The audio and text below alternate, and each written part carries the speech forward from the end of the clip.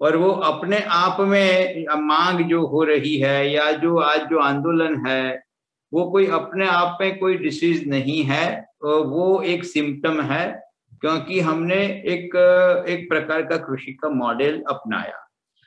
हम उसकी टीका इसलिए न करें क्योंकि उस समय जो भी किया गया वो अच्छे इंटेंशन से किया गया होगा, और ह्यूमन रेस अपने गलतियों से बहुत सीखती रहती है। तो अब ये 70 साल हो चुके हैं, ग्रीन रिवॉल्यूशन के करीब करीब 50 साल हो चुके हैं। अब हमारे सामने पर्यावरणीय, आरोग्य विषयक, social, economic and financial, cultural हर प्रकार की चुनौती है। पंजाब एक प्रकार से अपनी कल्चरल आइडेंटिटी रखने वाला, 5 नदियों और 5 पानी का प्रदेश, इतनी फर्टाइल लैंड, इतने मेहनती किसान, आज की स्थिति अगर देखे तो वो उमेंद्र जी का ही शब्द है कि ये तो एक डाइंग सिविलाइजेशन हो चुका है। अब वो तो खेती विरासत मिशन और संस्थाओं की तरफ से इस प्रकार का उससे इसके बारे में जागृति लाने का काम सालों तक होता रहा, दायकाओं से, हम कहेंगे डिकेड से वो चल रहा है, मगर शायद उस समय इतना ध्यान नहीं गया था। कई बार एक समय आता है, लोहा गर्म होता है, तभी उसको ठीक से घाट दिया जा सकता है। तो एक समय है जब किसान इतनी दिक्कत में है, तो हमें ध्यान में ये आ सकता है, हम इस पूरे समाज का, किसान संगठन, consumers, bureaucrats, politician, political parties, government का इस तरफ ध्यान ला सकते हैं कि भाई इसकी जड़ कहाँ है, इस पूरे दोष की जड़ कहाँ है। और आज की जमीन की स्थिति, पानी की स्थिति, स्वास्थ्य की स्थिति, इन सारी चीजों को देखे, फाइनेंशियल बर्डन, इन सारी चीजों को देखे, तो वो हमारा एग्रीकल्चर का एक गलत मॉडल, गलत कहे ना कहे, हम इसको ये कहेंगे कि अब एग्रीकल्चर को बदलना चाहिए। वैसे तो 20-25 साल पहले ऐसा मान के भी काम शुरू करने की जरूरत है। और कि देश के करीब 12 राज्यों ने अपनी आई है, मणिपुर की भी है, मेघालय की भी है, स्टेट है, केरल ने बहुत अच्छी ऑर्गेनिक फार्मिंग पॉलिसी देश में है, कर्नाटक में, उड़ीसा में है। तो क्यों लगता है कि आगे होना चाहिए। और ये समय है जब पंजाब के बुद्धिजीवी, वैज्ञानिक, कुछ संस्थाओं की तरफ से, किसान संगठनों की तरफ पैराडिम शिफ्ट। कपिल भाई, आपकी ना कनेक्टिविटी कट रही है, आप ये कर रहे होंगे उससे दुनिया में जो कुछ घुमा था। हेलो कपिल भाई, आपकी आवाज कटती है बीच में। आप का ये जो वाईफाई कनेक्शन है जहाँ ज्यादा स्ट्रॉन्ग है वहां बैठिए जरा। अच्छा, मैं कोशिश करता हूँ। मेरा अब 1-2 वाक्यों में पूरा हो रहा है, फिर इस बहस को चलाइए, तब तक मैं कनेक्शन बदल दूंगा। हाँ, तो मेरा बस यही कहना है कि पंजाब नीड्स पैराडिम शिफ्ट। इस प्रकार के स्लोगन या कुछ इस प्रकार के थीम को लेकर आज की स्थिति को उससे जोड़ने की कोशिश हो। आज जो परिस्थिति है वहाँ हर चीज में पानी, जमीन, बीजों की वैविध्य, crop planning, market, financial burden, इन सारी चीजों को, किसानों के डेट, किसानों की खुदकुशी, इन सारी चीजों को, सोशल अनरेस्ट जिसको कहेंगे, इन सारी चीजों को आज के किसानी के मॉडल के साथ वास्तविकताओं के आधार पर जोड़ा जाए। हम कुछ मैन्युफैक्चर करना नहीं चाहते हैं, गलत तरीके से नहीं जोड़ेंगे। बहुत और भी मुद्दे हैं, हम मना नहीं करेंगे, मगर किसानी अहम मुद्दा है, तो इसको जोड़ा जाए। और साथ साथ में इतना ही महत्व का है कि हमारे पास ऑल्टरनेटिव मॉडल है। पंजाब के, हरियाणा के कई किसान जो आपके ही इलाके के हैं, उन्होंने अच्छे मॉडल तैयार कर दिए हैं, अलग अलग फसलों के तैयार कर दिए हैं। हमने जब काम शुरू किया 35 साल पहले, तब तो ये थियरी वाली बात होती थी। आज बहुत सारे छोटे मोटे प्रोजेक्ट संस्थाओं के, सरकार के, किसान के बिल्कुल मजबूती से सक्सेस स्टोरी के रूप में इंस्टीट्यूशनलाइज हो चुके हैं। कॉस्ट ऑफ प्रोडक्शन से देखिए, प्रोडक्टिविटी से देखिए, उसके फायदे अलग अलग पर्यावरणीय मापदंडों से देखिए, तो वो एस्टेब्लिश हो चुका है। कुछ चैलेंजेस जरूर है, मगर अब ये कोई आदर्शवादी बात नहीं, यही एक ही रास्ता है। मैं मानता हूं कि इसके सिवा ह्यूमन रेस, हमारे मानव सभ्यता का विकास की बात छोड़िए, अस्तित्व ही नहीं रह सकता। तो इसी दिशा में पंजाब कैसे जाए, आप जैसे सभी पंजाब के बड़े लोगों को यही। ठीक है, कपिल भाई ने बहुत संक्षेप में ये बात रखी और आप हम जरा गल कर लिए। कोई बहुत हमें ज्यादा आप कोई हायरार्किकल ऑर्डर नहीं हैगा, लेकिन एक बारी फिर भी क्योंकि डॉक्टर अमरजीत गरेवाल जी ने एक मॉडल से कम किया होया है, ਤੇ गरेवाल साहब ने कुछ पेपर भी तैयार किया इन्होंने। एक बारी गरेवाल साहब संक्षेप के विच अपनी गल रखो जरा, बाकी लोगों ने भी सब बोलना है, क्योंकि यह वैबीनार जरा मीटिंग वर्गा है, सब नु बारी बारी बोलना है, अपन थोड़ा टाइम का ख्याल रखेंगे बस नहीं। गरेवाल साहब अनम्यूट करो, गरेवाल साहब अनम्यूट। हाँ जी, हुण आवाज आ रही है? हाँ जी, हाँ जी। मैं ये गल इत्थों शुरू करनी चाहांगा कि ਜਦੋਂ ਅਸੀਂ ਐਗਰੀਕਲਚਰ ਦੀ ਗੱਲ ਕਰਦੇ ਹਾਂ ਤੇ ਜਦੋਂ ਅਸੀਂ ਪਿੰਡ ਦੀ ਗੱਲ ਕਰਦੇ ਹਾਂ ਜਾਂ ਪੀਜ਼ੈਂਟਰੀ ਦੀ ਗੱਲ ਕਰਦੇ ਹਾਂ ਤਾਂ ਸਾਰੀਆਂ ਚੀਜ਼ਾਂ ਨੂੰ ਮਿਕਸ ਕਰ ਦਿੰਦੇ ਹਾਂ। ਸੋ ਮੈਨੂੰ ਇਹ ਨਹੀਂ ਸਮਝ ਲੱਗ ਰਹੀ ਕਿ ਅਸੀਂ ਐਗਰੀਕਲਚਰ ਦੇ ਆਲਟਰਨੇਟ ਮਾਡਲ ਦੀ ਗੱਲ ਕਰਨੀ ਆ ਜਾਂ ਅਸੀਂ ਸਮੁੱਚੇ ਤੌਰ ਤੇ ਰੂਰਲ ਜਿਹੜੀ ਸੁਸਾਇਟੀ ਆ ਉਹਦੀ ਰੀਕਨਸਟਰਕਸ਼ਨ ਦੀ ਗੱਲ ਕਰਨੀ ਆ।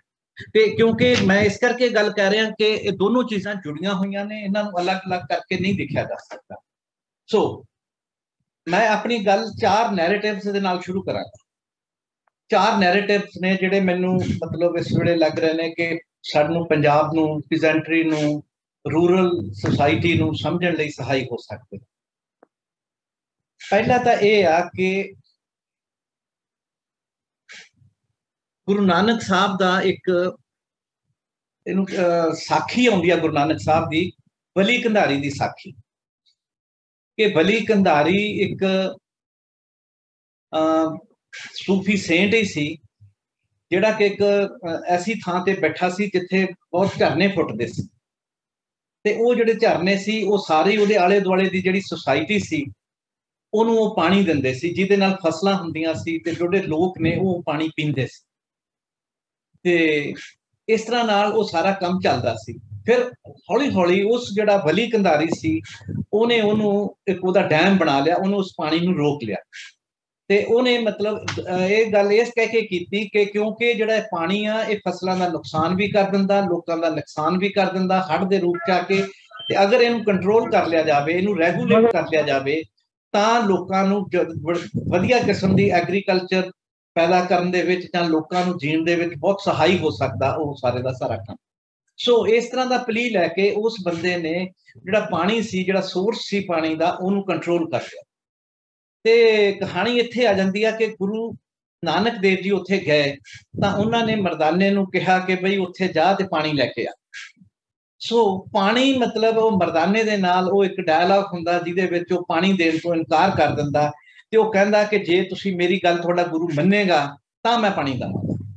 ਸੋ ਉਹ ਮਤਲਬ ਜਿਹੜਾ ਪਾਣੀ ਦਾ ਸੋਰਸ ਸੀ ਉਹ ਸਿਰਫ ਉਹਦੀ ਕਿਸੇ ਇਕਨੋਮਿਕ ਪਾਵਰ ਲਈ ਨਹੀਂ ਸੀ ਹੋ ਰਿਹਾ, ਉਹਦੇ ਰਾਹੀਂ ਉਹ ਉਹਨਾਂ ਲੋਕਾਂ ਨੂੰ ਇਕਨੋਮਿਕਲੀ, ਆਈਡੀਓਲੋਜੀਕਲੀ, ਪੋਲੀਟੀਕਲੀ ਹਰ ਤਰ੍ਹਾਂ ਨਾਲ ਕੰਟਰੋਲ ਕਰ ਰਿਹਾ ਸੀ। ਸੋ ਮਤਲਬ ਇਹ ਜਿਹੜਾ ਸਾਰਾ ਕੰਟਰੋਲ ਆ, ਇਹ ਕੰਟਰੋਲ ਮੈਕੈਨਿਜ਼ਮ ਆ ਜਿਹੜਾ, ਇਹ ਹੀ ਸਾਰੀ ਚੀਜ਼ ਨੂੰ ਡਿਸਾਈਡ ਕਰਦਾ। ਸੋ ਗੁਰੂ ਨਾਨਕ ਸਾਹਿਬ ਉਸ ਜਿਹੜਾ ਸਾਰਾ ਕੰਟਰੋਲ ਸਿਸਟਮ ਸੀ ਉਹਦਾ, ਉਹਨੂੰ ਉਹ ਬ੍ਰੇਕ ਕਰਨ ਲਈ ਜਾਂ ਉਹਦੇ ਤੋਂ ਲੋਕਾਂ ਨੂੰ ਆਜ਼ਾਦ ਕਰਾਉਣ ਲਈ ਉਹਨਾਂ ਨੇ ਉਸ ਉੱਥੋਂ ਪਾਣੀ ਦਾ ਉਹ ਜਿਹੜਾ ਸੀ ਰੋਕਣ ਵਾਲਾ ਜਿਹੜਾ ਪੱਥਰ ਸੀ ਉਹਨੂੰ ਹਟਾਉਣ ਬਾਰੇ ਜਾਂ ਜੋ ਵੀ ਅੱਗੇ ਜਿਹੜੀ ਕਹਾਣੀ ਚੱਲਦੀ ਆ। ਸੋ ਕਹਿਣ ਦਾ ਮਤਲਬ ਇਹ ਆ ਕਿ ਇਹ ਜਿਹੜੀਆਂ ਸਾਰੇ ਕੰਟਰੋਲ ਚੀਜ਼ਾਂ ਨੇ, ਚਾਹੇ ਉਹ ਕਾਰਪੋਰੇਟ ਕੰਟਰੋਲ ਕਰ ਰਿਹਾ, ਚਾਹੇ ਉਹ ਸਟੇਟ ਕੰਟਰੋਲ ਕਰ ਰਹੀ ਆ, ਇਹ ਜਿਹੜੇ ਸਾਰੇ ਮੈਕੈਨਿਜ਼ਮਸ ਨੇ ਇਹ ਪਾਵਰ ਦੀ ਤੇ ਪ੍ਰੋਡਕਸ਼ਨ ਕਰਦੇ ਨੇ, ਕੈਪੀਟਲ ਦੀ ਪ੍ਰੋਡਕਸ਼ਨ ਕਰਦੇ ਨੇ।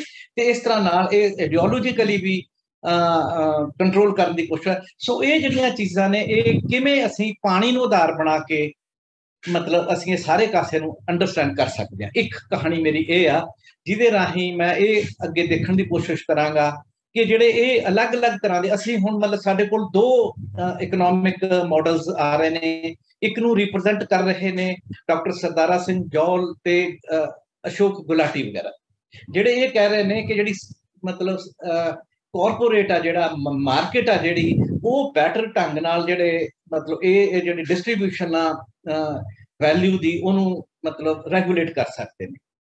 ਸੋ ਦੂਸਰੇ ਪਾਸੇ ਸਾਡੇ ਕੋਲ ਹੈਗੇ ਨੇ ਸੁੱਚਾ ਸਿੰਘ ਗਿੱਲ ਆਕਸਫੋਰਡ ਤੋਂ, ਜਿਹੜੇ ਪ੍ਰੀਤਮ ਸਿੰਘ ਜਾਂ ਘੁੰਮਣ ਸਾਹਿਬ, ਜਿਹੜੇ ਕਹਿ ਰਹੇ ਨੇ ਕਿ ਜਿਹੜੀ ਅਗਰ ਸਟੇਟ ਆ ਜਿਹੜੀ ਉਹ ਹੀ ਬੈਟਰ ਢੰਗ ਨਾਲ ਇਹ ਸਾਰੇ ਕਾਸੇ ਨੂੰ ਰੈਗੂਲੇਟ ਕਰ ਸਕਦੀ ਆ, ਚਾਹੇ ਉਹ ਐਗਰੀਕਲਚਰ ਪ੍ਰੋਡਿਊਸ ਆ ਚਾਹੇ ਜੋ ਕੁਛ ਜਿਹੜੀ ਵੀ ਚੀਜ਼ ਹੈਗੀ ਆ।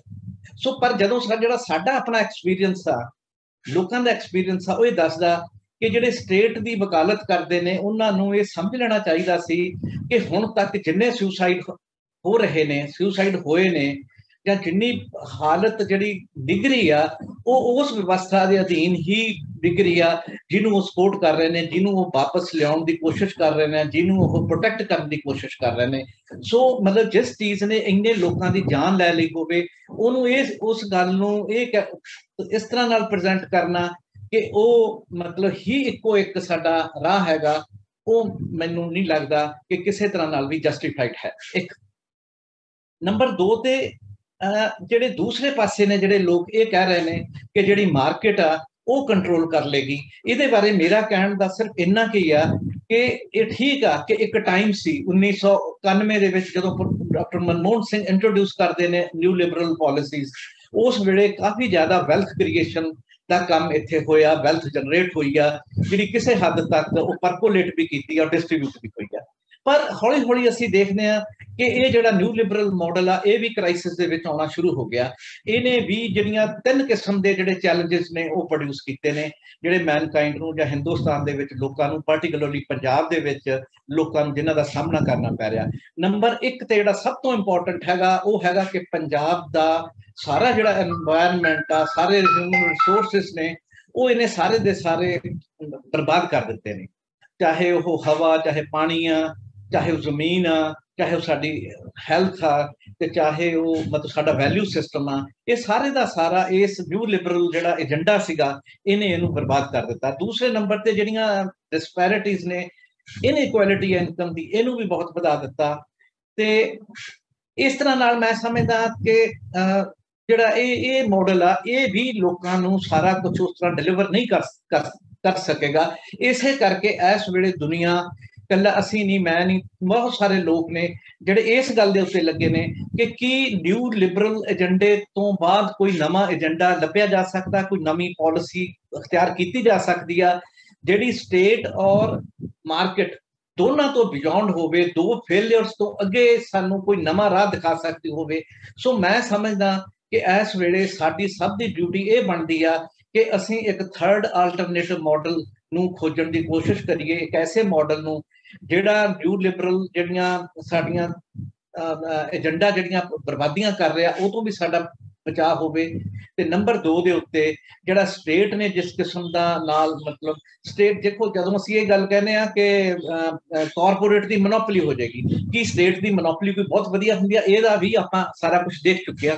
ਸੋ ਫਾਈਨਲੀ ਮੈਨੂੰ ਇਹ ਲੱਗਦਾ ਕਿ ਸਾਨੂੰ ਜਿਸ ਗੱਲ ਵੱਲ ਤੁਰਨਾ ਚਾਹੀਦਾ ਉਹ ਇਹੀ ਆ ਕਿ ਅਸੀਂ ਕਿਸੇ ਥਰਡ ਆਲਟਰਨੇਟਿਵ ਵੱਲ ਚੱਲੀਏ। ਇਹ ਜਿਹੜਾ ਥਰਡ ਆਲਟਰਨੇਟਿਵ ਆ ਮੈਂ ਸਮਝਦਾ ਇਹ ਕੀ ਆ, ਇਹਦੇ ਬਾਰੇ ਮੈਂ ਥੋੜੀ ਜਿਹੀ ਮੈਂ ਇਹਦੇ ਉੱਤੇ ਪੂਰਾ ਪੇਪਰ ਵੀ ਲਿਖਿਆ, ਕੰਮ ਵੀ ਕੀਤਾ ਕਿ ਸਾਨੂੰ ਸਟੇਟ ਔਰ ਜਿਹੜੀ ਕਾਰਪੋਰੇਟ ਆ ਇਹਨਾਂ ਤੋਂ ਬਾਹਰ ਅਗਰ ਕੋਈ ਮਾਡਲ ਦਿਖਾਈ ਦੇ ਰਿਹਾ, ਕੋਈ ਮਿਲ ਰਿਹਾ, ਤਾਂ ਉਹਦੀ ਐਗਜ਼ਾਮਪਲ ਸਾਡੇ ਕੋਲ ਵਿਕੀਪੀਡੀਆ ਹੈਗੀ ਆ। ਵਿਕੀਪੀਡੀਆ ਨਾ ਸਟੇਟ ਕੰਟਰੋਲਡ ਆ ਤੇ ਨਾ ਹੀ ਕਾਰਪੋਰੇਟ ਕੰਟਰੋਲਡ ਆ। ਕਾਰਪੋਰੇਟ ਕੰਟਰੋਲਡ ਜਿਹੜਾ ਸਾਡੇ ਕੋਲ ਐਨਸਾਈਕਲੋਪੀਡੀਆ ਬ੍ਰਿਟੈਨਿਕਾ ਵਰਗੀਆਂ ਚੀਜ਼ਾਂ ਸੀ, ਉਹ ਹੁਣ ਜਦੋਂ ਅਸੀਂ ਦੇਖਦੇ ਆ ਕਿ ਇਹ ਜਿਹਨੂੰ ਮਤਲਬ ਜਿਹੜੀ ਕਮਿਊਨਿਟੀ ਆਪ ਹੀ ਪ੍ਰੋਡਿਊਸ ਕਰਦੀ ਆ, ਆਪ ਹੀ ਕੰਜ਼ਿਊਮ ਕਰਦੀ ਆ, ਆਪ ਹੀ ਡਿਸਟ੍ਰੀਬਿਊਟ ਕਰਦੀ ਆ, ਉਹ ਜਿਹੜਾ ਮਾਡਲ ਆ ਉਹ ਸਰਟਨਲੀ ਉਹਦਾ ਕਿਸੇ ਤਰ੍ਹਾਂ ਨਾਲ ਵੀ ਜਿਹੜਾ ਕਾਰਪੋਰੇਟ ਦਾ ਮਾਡਲ ਆ ਉਹਦਾ ਮੁਕਾਬਲਾ ਨਹੀਂ ਕਰ ਸਕਦਾ, ਉਹਨੂੰ ਫੇਸ ਨਹੀਂ ਕਰ ਸਕਦਾ, ਕਿਉਂਕਿ ਇੱਥੇ ਲੋਕ ਖੁਦ ਨੌਲੇਜ ਕ੍ਰੀਏਟ ਕਰਦੇ ਨੇ, ਖੁਦ ਨੌਲੇਜ ਕੰਜ਼ਿਊਮ ਕਰਦੇ ਨੇ ਤੇ ਕਿਸੇ ਦੀ ਕੋਈ ਮਤਲਬ ਇਹਦੇ ਔਰ ਇਹ ਸਾਰੇ ਦਾ ਸਾਰਾ ਜਿਹੜਾ ਐਨਸਾਈਕਲੋ ਵਿਕੀਪੀਡੀਆ ਇਹ ਫ੍ਰੀ ਲੋਕਾਂ ਕੋਲ ਜਾਂਦਾ, ਔਰ ਜਿਹਦਾ ਸਾਈਜ਼ ਮਤਲਬ ਇਸੇ ਕਰਕੇ ਜਿਹੜਾ ਕਾਰਪੋਰੇਟ ਵਾਲੇ ਮਤਲਬ ਐਨਸਾਈਕਲੋਪੀਡੀਆ ਦਾ ਸਾਈਜ਼ ਸੀ ਉਹਦੇ ਨਾਲੋਂ ਕਿਤੇ ਵੱਡਾ ਇਹ ਕਿਹਾ ਜਾ ਰਿਹਾ ਕਿ ਸ਼ਾਇਦ 80 ਟਾਈਮਸ ਜ਼ਿਆਦਾ ਵੱਡਾ, ਤੇ ਹਰ ਰੋਜ਼ ਉਹਦੇ ਵਿੱਚ ਇੰਨੀਆਂ ਐਡੀਸ਼ਨਸ ਆ ਜਾਂਦੀਆਂ ਨੇ ਜਿੰਨੀਆਂ ਕਿ ਮਤਲਬ ਅਸੀਂ ਅਨੁਮਾਨ ਵੀ ਨਹੀਂ ਲਗਾ ਸਕਦੇ। ਸੋ ਕਹਿਣ ਦਾ ਮਤਲਬ ਇਹ ਆ ਕਿ ਜਿਹੜਾ ਇੱਕ ਨਵਾਂ ਮਾਡਲ ਆ ਜਿਹਦੇ ਵੱਲ ਐਨਸਾਈਕਲੋਪੀਡੀਆ ਜਿਹੜਾ ਵਿਕੀਪੀਡੀਆ ਇਸ਼ਾਰਾ ਕਰ ਰਿਹਾ, ਉਹ ਇਹਨਾਂ ਦੋਨਾਂ ਮਾਡਲਸ ਦੇ ਨਾਲੋਂ ਵੱਧ ਪਾਵਰਫੁਲ, ਵੱਧ ਇਕੁਇਟੇਬਲ ਤੇ ਵੱਧ ਮਤਲਬ ਲੋਕਾਂ ਦੇ ਭਲੇ ਕਰਨ ਵਾਲਾ ਮਾਡਲ ਹੈਗਾ। ਔਰ ਮੈਂ ਸਮਝਦਾ ਕਿ ਇਸੇ ਮਾਡਲ ਨੂੰ ਆਧਾਰ ਬਣਾ ਕੇ ਅਸੀਂ ਐਗਰੀਕਲਚਰ ਦਾ ਵੀ ਜਾਂ ਇੱਕ ਮਤਲਬ ਰੂਰਲ ਰੀਕਨਸਟਰਕਸ਼ਨ ਦਾ ਜਿਹੜਾ ਮਾਡਲ ਬਣਾ ਸਕਦੇ ਹਾਂ, ਜਿਹਦੇ ਵਿੱਚ ਜੇ ਬ੍ਰੌਡਲੀ ਮੈਂ ਕਹਾਂ ਤਾਂ ਉਹਦੇ 3 ਕੰਪੋਨੈਂਟ ਬਹੁਤ ਇੰਪੋਰਟੈਂਟ ਨੇ। ਨੰਬਰ 1, ਜਿਵੇਂ ਅਸੀਂ ਸਮਝਦੇ ਹਾਂ ਕਿ ਫੂਡ ਚੇਨ ਦੇ ਵਿੱਚ ਜਿਹੜਾ ਫਾਰਮਰ ਦਾ ਸ਼ੇਅਰ ਆ ਬਹੁਤ ਘੱਟ ਆ, ਤੇ ਸੋ ਇੱਥੇ ਸਭ ਤੋਂ ਪਹਿਲੀ ਗੱਲ ਤਾਂ ਇਹ ਆ ਕਿ ਸਾਨੂੰ ਇਹਦੇ ਵਿੱਚ ਜਿਹੜਾ ਫਾਰਮਰ ਆ ਉਹ ਜਿਹੜੀ ਆਪਣੀ ਪ੍ਰੋਡਿਊਸ ਆ ਉਹ ਸਿੱਧੇ ਤੌਰ ਤੇ ਰॉ ਪ੍ਰੋਡਿਊਸ ਨਾ ਮਤਲਬ ਮੰਡੀ ਦੇ ਵਿੱਚ ਲੈ ਕੇ ਜਾਵੇ, ਉਹਦੇ ਵਿੱਚ ਕੋਈ ਨਾ ਕੋਈ ਵੈਲਿਊ ਐਡੀਸ਼ਨ ਕਰੇ। ਇਹਦੇ ਸੰਬੰਧ ਦੇ ਵਿੱਚ ਪਿਛਲੇ 5-4 ਸਾਲਾਂ ਦੇ ਵਿੱਚ ਐਸੀ ਟੈਕਨੋਲੋਜੀਜ਼ ਸਾਡੇ ਸਾਹਮਣੇ ਆਈਆਂ ਨੇ, ਜਿਹੜੀਆਂ ਟੈਕਨੋਲੋਜੀਜ਼ ਜਿੱਥੋਂ ਤੱਕ ਡਰਾਈ ਪ੍ਰੋਸੈਸਿੰਗ ਦਾ ਸਵਾਲ ਆ ਉਹ ਹਾਊਸ ਹੋਲਡ ਲੈਵਲ ਦੇ ਉੱਤੇ, ਔਰ ਜਿੱਥੋਂ ਤੱਕ ਵੈਟ ਜਿਹੜੀ ਪ੍ਰੋਸੈਸਿੰਗ ਆ ਉਹਦਾ ਸਵਾਲ ਆ ਉਹ ਇੱਕ ਵਿਲੇਜ ਲੈਵਲ ਦੇ ਉੱਤੇ ਬੜੀ ਆਸਾਨੀ ਦੇ ਨਾਲ ਕੀਤੀ ਜਾ ਸਕਦੀ ਆ। ਸੋ ਮਤਲਬ ਇੱਕ ਜਿਹੜੀ ਇਹ ਵੈਲਿਊ ਐਡੀਸ਼ਨ ਆ, ਔਰ ਮੈਂ ਸਮਝਦਾ ਕਿ ਪੰਜਾਬ ਦੇ ਵਿੱਚ ਅਰਾਊਂਡ ਜਿਹੜੇ PHU ਦਾ ਵਰਕ ਹੈਗਾ ਉਹਨਾਂ ਨੇ ਵੀ ਹਾਲੇ ਮਤਲਬ ਕੋਈ ਅਰਾਊਂਡ 34 ਇੰਨੀਆਂ ਕੁਝ ਨਿਚ ਏਰੀਆਜ਼ ਮਤਲਬ ਜਿਹੜੇ ਨੇ ਉਹ ਆਇਡੈਂਟੀਫਾਈ ਕੀਤੇ ਨੇ, ਨਿਚੇਸ ਆਇਡੈਂਟੀਫਾਈ ਕੀਤੀਆਂ ਨੇ, ਜਿਨ੍ਹਾਂ ਦੀ ਪ੍ਰੋਸੈਸਿੰਗ ਬਹੁਤ ਸੌਖੀ ਤਰ੍ਹਾਂ ਨਾਲ ਪਿੰਡ ਦੇ ਪੱਧਰ ਤੇ ਔਰ ਖਾਸ ਕਰਕੇ ਹਾਊਸ ਹੋਲਡ ਲੈਵਲ ਤੇ ਘਰ ਦੇ ਪੱਧਰ ਦੇ ਉੱਤੇ ਕੀਤੀ ਜਾ ਸਕਦੀ ਆ। ਫਿਰ ਕੁਐਸਚਨ ਆ ਜਾਂਦਾ ਕਿ ਇਹ ਜਿਹੜੀਆਂ ਚੀਜ਼ਾਂ ਨੇ, ਦੂਸਰੀ ਇਹਦੇ ਵਿੱਚ ਇੰਪੋਰਟੈਂਟ ਗੱਲ ਹੈਗੀ ਬ੍ਰਾਂਡ ਡਿਵੈਲਪਮੈਂਟ ਦੀ, ਕਿ ਮੈਂ ਸਮਝਦਾ ਕਿ ਪੰਜਾਬ ਦੇ ਵਿੱਚ ਜਿੱਥੋਂ ਤੱਕ ਐਗਰੀਕਲਚਰ ਦਾ ਸਵਾਲ ਆ, ਫੂਡ ਦਾ ਸਵਾਲ ਆ, ਇਦੋਂ ਵੱਡਾ ਮਾਡਲ ਆਪਣੇ ਆਪ, ਇਦੋਂ ਵੱਡਾ ਬ੍ਰਾਂਡ ਆਪਣੇ ਆਪ ਦੇ ਵਿੱਚ ਹਿੰਦੁਸਤਾਨ 'ਚ ਤੇ ਕੋਈ ਹੈ ਨਹੀਂ। ਸੋ ਇਹ ਬ੍ਰਾਂਡ ਡਿਵੈਲਪਮੈਂਟ ਦਾ ਜਿਹੜਾ ਕੰਮ ਆ ਇਹ ਵੀ ਈਜ਼ੀਲੀ ਇੱਥੇ ਕੀਤਾ ਜਾ ਸਕਦਾ, ਉਹਦੀਆਂ ਡਿਟੇਲਸ ਆਪਾਂ ਫਿਰ ਡਿਸਕਸ ਕਰ ਲਾਂਗੇ। ਤੀਸਰੀ ਜਿਹੜੀ ਹੈਗੀ ਉਹ ਹੈਗੀ ਮਾਰਕੀਟ ਇੰਟੈਲੀਜੈਂਸ, ਤੇ ਅਸੀਂ ਮਾਰਕੀਟ ਇੰਟੈਲੀਜੈਂਸ ਰਾਹੀਂ ਤੇ ਜਿਹੜੀ ਸੇਲਸ ਨੇ ਜਿਹੜੀਆਂ ਇੱਕ ਮਲਟੀ ਸਾਈਡਡ ਪਲੇਟਫਾਰਮਸ ਦੀ ਸਹਾਇਤਾ ਦੇ ਨਾਲ, ਡਿਜੀਟਲ ਪਲੇਟਫਾਰਮਸ ਦੀ ਸਹਾਇਤਾ ਦੇ ਨਾਲ ਅਸੀਂ ਬੜੇ ਵੱਡੇ ਸਕੇਲ ਦੇ ਉੱਤੇ ਜਿਹੜੇ ਆਪਣੇ ਬ੍ਰਾਂਡਸ ਆ ਉਹਨਾਂ ਨੂੰ ਗਲੋਬਲੀ ਜਾਂ ਮਤਲਬ ਲੋਕਲੀ ਜਾਂ ਜਿਸ ਲੈਵਲ ਤੱਕ ਵੀ ਅਸੀਂ ਸਮਝਦੇ ਹਾਂ ਉਹਨੂੰ ਡਿਸਟ੍ਰੀਬਿਊਟ ਮਤਲਬ ਕਰ ਸਕਦੇ ਹਾਂ, ਆਪਣੀ ਜਿਹੜੀ ਮਾਰਕੀਟ ਆ ਉਹਨੂੰ ਮਤਲਬ ਰੈਗੂਲੇਟ ਕਰ ਸਕਦੇ, ਉਹਨੂੰ ਕੰਟਰੋਲ ਕਰ ਸਕਦੇ। ਸੋ ਇਸ ਤਰ੍ਹਾਂ ਦਾ ਮੇਰੇ ਮਨ ਦੇ ਵਿੱਚ ਇੱਕ ਮਾਡਲ ਹੈਗਾ ਜਿਹੜੀਆਂ ਡਿਟੇਲਸ ਨੇ ਉਹ ਆਪਾਂ ਡਿਸਕਸ ਕਰ ਸਕਦੇ ਹਾਂ। ਔਰ ਇਹ ਜਿਹੜਾ ਮਾਡਲ ਆ ਇਹ ਪੂਰੀ ਤਰ੍ਹਾਂ ਦੇ ਨਾਲ ਇੱਕ ਐਸਾ ਮਾਡਲ ਆ ਜਿਹਨੂੰ ਬਹੁਤ ਆਸਾਨੀ ਦੇ ਨਾਲ ਬਿਨਾਂ ਕਿਸੇ ਬਹੁਤੀ ਇਨਵੈਸਟਮੈਂਟ ਦੇ ਹਾਊਸ ਹੋਲਡ ਲੈਵਲ ਤੇ ਔਰ ਵਿਲੇਜ ਲੈਵਲ ਦੇ ਉੱਤੇ ਕੀਤਾ ਜਾ ਸਕਦਾ। ਔਰ ਇਸ ਦੇ ਸੰਬੰਧ ਦੇ ਵਿੱਚ ਕਾਫੀ ਰਿਸਰਚ ਪੇਪਰ ਜਾਂ ਰਿਸਰਚ ਵਰਕ ਅਵੇਲੇਬਲ ਹੈਗਾ ਜਿਹਦੀ ਸਹਾਇਤਾ ਲਈ ਜਾ ਸਕਦੀ ਆ। ਇੱਕ ਤਾਂ ਮੇਰੇ ਮਨ ਦੇ ਵਿੱਚ ਇਹ ਕਹਾਣੀ ਹੈਗੀ ਆ। ਦੂਸਰੀ ਜਿਹੜੀ ਗੱਲ ਮੈਂ ਕਰਨਾ ਚਾਹੁੰਦਾ ਸੀ ਉਹ ਇਹ ਸੀਗੀ, ਦੂਸਰੀ ਜਿਹੜਾ ਨੈਰੇਟਿਵ ਆ ਉਹ ਇਹ ਆ ਕਿ ਸੁਰਜੀਤ ਪਾਤਰ ਦੀ ਇੱਕ ਕਵਿਤਾ ਹੈਗੀ ਆ, ਇਹ ਬਾਤ ਨਿਰੀ ਇੰਨੀ ਹੀ ਨਹੀਂ। ਉਹ ਕਹਿੰਦੇ ਆ ਇਹ ਬਾਤ ਨਿਰੀ ਇੰਨੀ ਹੀ ਨਹੀਂ, ਨਾ ਇਹ ਮਸਲਾ ਸਿਰਫ ਕਿਸਾਨ ਦਾ ਏ, ਇਹ ਪਿੰਡ ਦੇ ਵਸਦੇ ਰਹਿਣ ਦਾ ਏ ਜਿਹਨੂੰ ਤੌਖਲਾ ਉੱਜੜ ਜਾਣਦਾ ਹੈ। ਸੋ ਮਤਲਬ ਜਦੋਂ ਅਸੀਂ ਇੱਕ ਪਿੰਡ ਵੱਲ ਦੇਖਦੇ ਆ ਤੇ ਪਿੰਡ ਕਿਸੇ ਵੇਲੇ ਇਹ ਸੀਗਾ ਕਿ ਪਿੰਡ ਸਾਰੇ ਦਾ ਸਾਰਾ ਕਿਸਾਨੀ ਉੱਤੇ ਨਿਰਭਰ ਕਰਦਾ ਸੀ, ਖੇਤੀਬਾੜੀ ਉੱਪਰ ਨਿਰਭਰ ਕਰਦਾ ਸੀ। ਜਿਹੜੇ ਨੌਨ ਮਤਲਬ ਫਾਰਮ ਫੈਮਿਲੀ ਸੀਗੀਆਂ ਉਹ ਵੀ ਇਨਡਾਇਰੈਕਟਲੀ ਜਾਂ ਡਾਇਰੈਕਟਲੀ ਐਗਰੀਕਲਚਰ ਦੇ ਨਾਲ ਹੀ ਜੁੜੀਆਂ ਹੁੰਦੀਆਂ ਸੀ, ਉਸੇ ਦੇ ਵਿੱਚ ਉਹ ਪਾਰਟਿਸਿਪੇਟ ਕਰਦੇ ਸੀਗੇ ਕ੍ਰੌਪ ਪ੍ਰੋਡਕਸ਼ਨ ਦੇ ਵਿੱਚ ਜਾਂ ਐਗਰੀਕਲਚਰ ਪ੍ਰੋਡਕਸ਼ਨ ਦੇ ਵਿੱਚ। ਪਰ ਹੁਣ ਕਹਾਣੀ ਬਿਲਕੁਲ ਬਦਲ ਚੁੱਕੀ ਆ। ਹੁਣ ਜਦੋਂ ਅਸੀਂ ਦੇਖਦੇ ਹਾਂ ਮਤਲਬ ਆਪਣੇ ਪਿੰਡ ਵੱਲ ਤਾਂ ਆਪਾਂ ਸਾਰੇ ਜਿੰਨੇ ਵੀ ਪਿੰਡਾਂ 'ਚ ਆਉਂਦੇ ਆਪਾਂ ਦੇਖਦੇ ਹਾਂ ਕਿ ਕਿੰਨੇ ਪਰਸੈਂਟ ਜਿਹੜੇ ਪਿੰਡ ਦੇ ਵਿੱਚ ਲੋਕ ਨੇ ਉਹ ਖੇਤੀ ਕਰਦੇ ਨੇ, ਕਿੰਨੇ ਪਰਿਵਾਰ ਨੇ ਜਿਹੜੇ ਖੇਤੀ ਕਰਦੇ ਨੇ।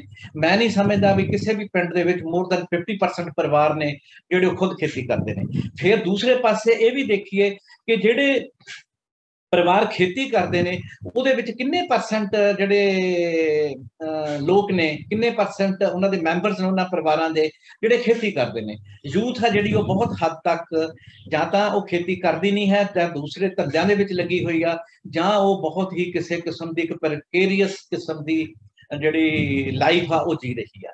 ਸੋ ਮਤਲਬ ਪਾਰਟਿਕੂਲਰਲੀ ਜਿਹੜਾ ਯੂਥ ਦੀ ਪ੍ਰੀਕੈਰਿਟੀ ਹੈ ਇੱਥੇ ਉਹ ਬਹੁਤ ਵੱਡਾ ਇਸ਼ੂ ਆ ਕਿ ਖੇਤੀ ਨਾਲੋਂ ਟੁੱਟ ਚੁੱਕੇ ਨੇ ਤੇ ਜਿਹੜੇ ਮਾਡਰਨ ਸੈਕਟਰ ਦੇ ਵਿੱਚ ਆ ਜਿਹੜਾ ਰੁਜ਼ਗਾਰ ਉਹਨਾਂ ਨੂੰ ਮਿਲ ਨਹੀਂ ਰਿਹਾ। ਇਸ ਕਰਕੇ ਸਵਾਏ ਪ੍ਰੀਕੈਰਿਟੀ ਦੇ, ਸਵਾਏ ਖਾਸ ਕਿਸਮ ਦੀ ਫਰਸਟ੍ਰੇਸ਼ਨ ਦੇ ਜਾਂ ਖਾਸ ਕਿਸਮ ਦੇ ਮਤਲਬ ਇੱਕ ਡਿਗਰੇਡੇਸ਼ਨ ਦੇ ਉਹਨਾਂ ਦੇ ਕੋਲ ਕੋਈ ਹੋਰ ਰਸਤਾ ਉਹਨਾਂ ਨੂੰ ਦਿਖਾਈ ਨਹੀਂ ਦੇ ਰਿਹਾ।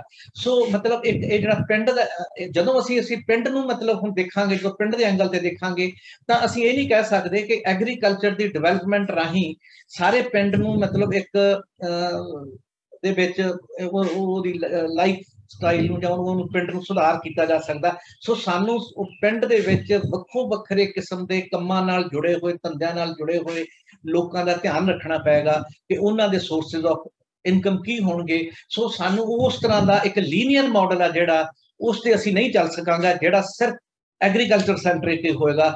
ਬਾਕੀ ਪਿੰਡ ਦੇ ਲੋਕਾਂ ਦਾ, ਬਾਕੀ ਪਿੰਡ ਦੇ ਧੰਦਿਆਂ ਦਾ ਵੀ ਧਿਆਨ ਰੱਖਣਾ ਪਏਗਾ। ਜਿਹੜੀ ਮਤਲਬ ਪਾਰਟਿਸਪੇਟ ਇਹ ਨਹੀਂ ਹੈਗਾ ਕਿ ਸਿਰਫ ਫਾਰਮਰਸ ਦੀ ਪਾਰਟਿਸਪੇਸ਼ਨ ਦੇ ਨਾਲ ਹੀ ਪੰਜਾਬ ਵਿਕਸ ਜਾਏਗਾ।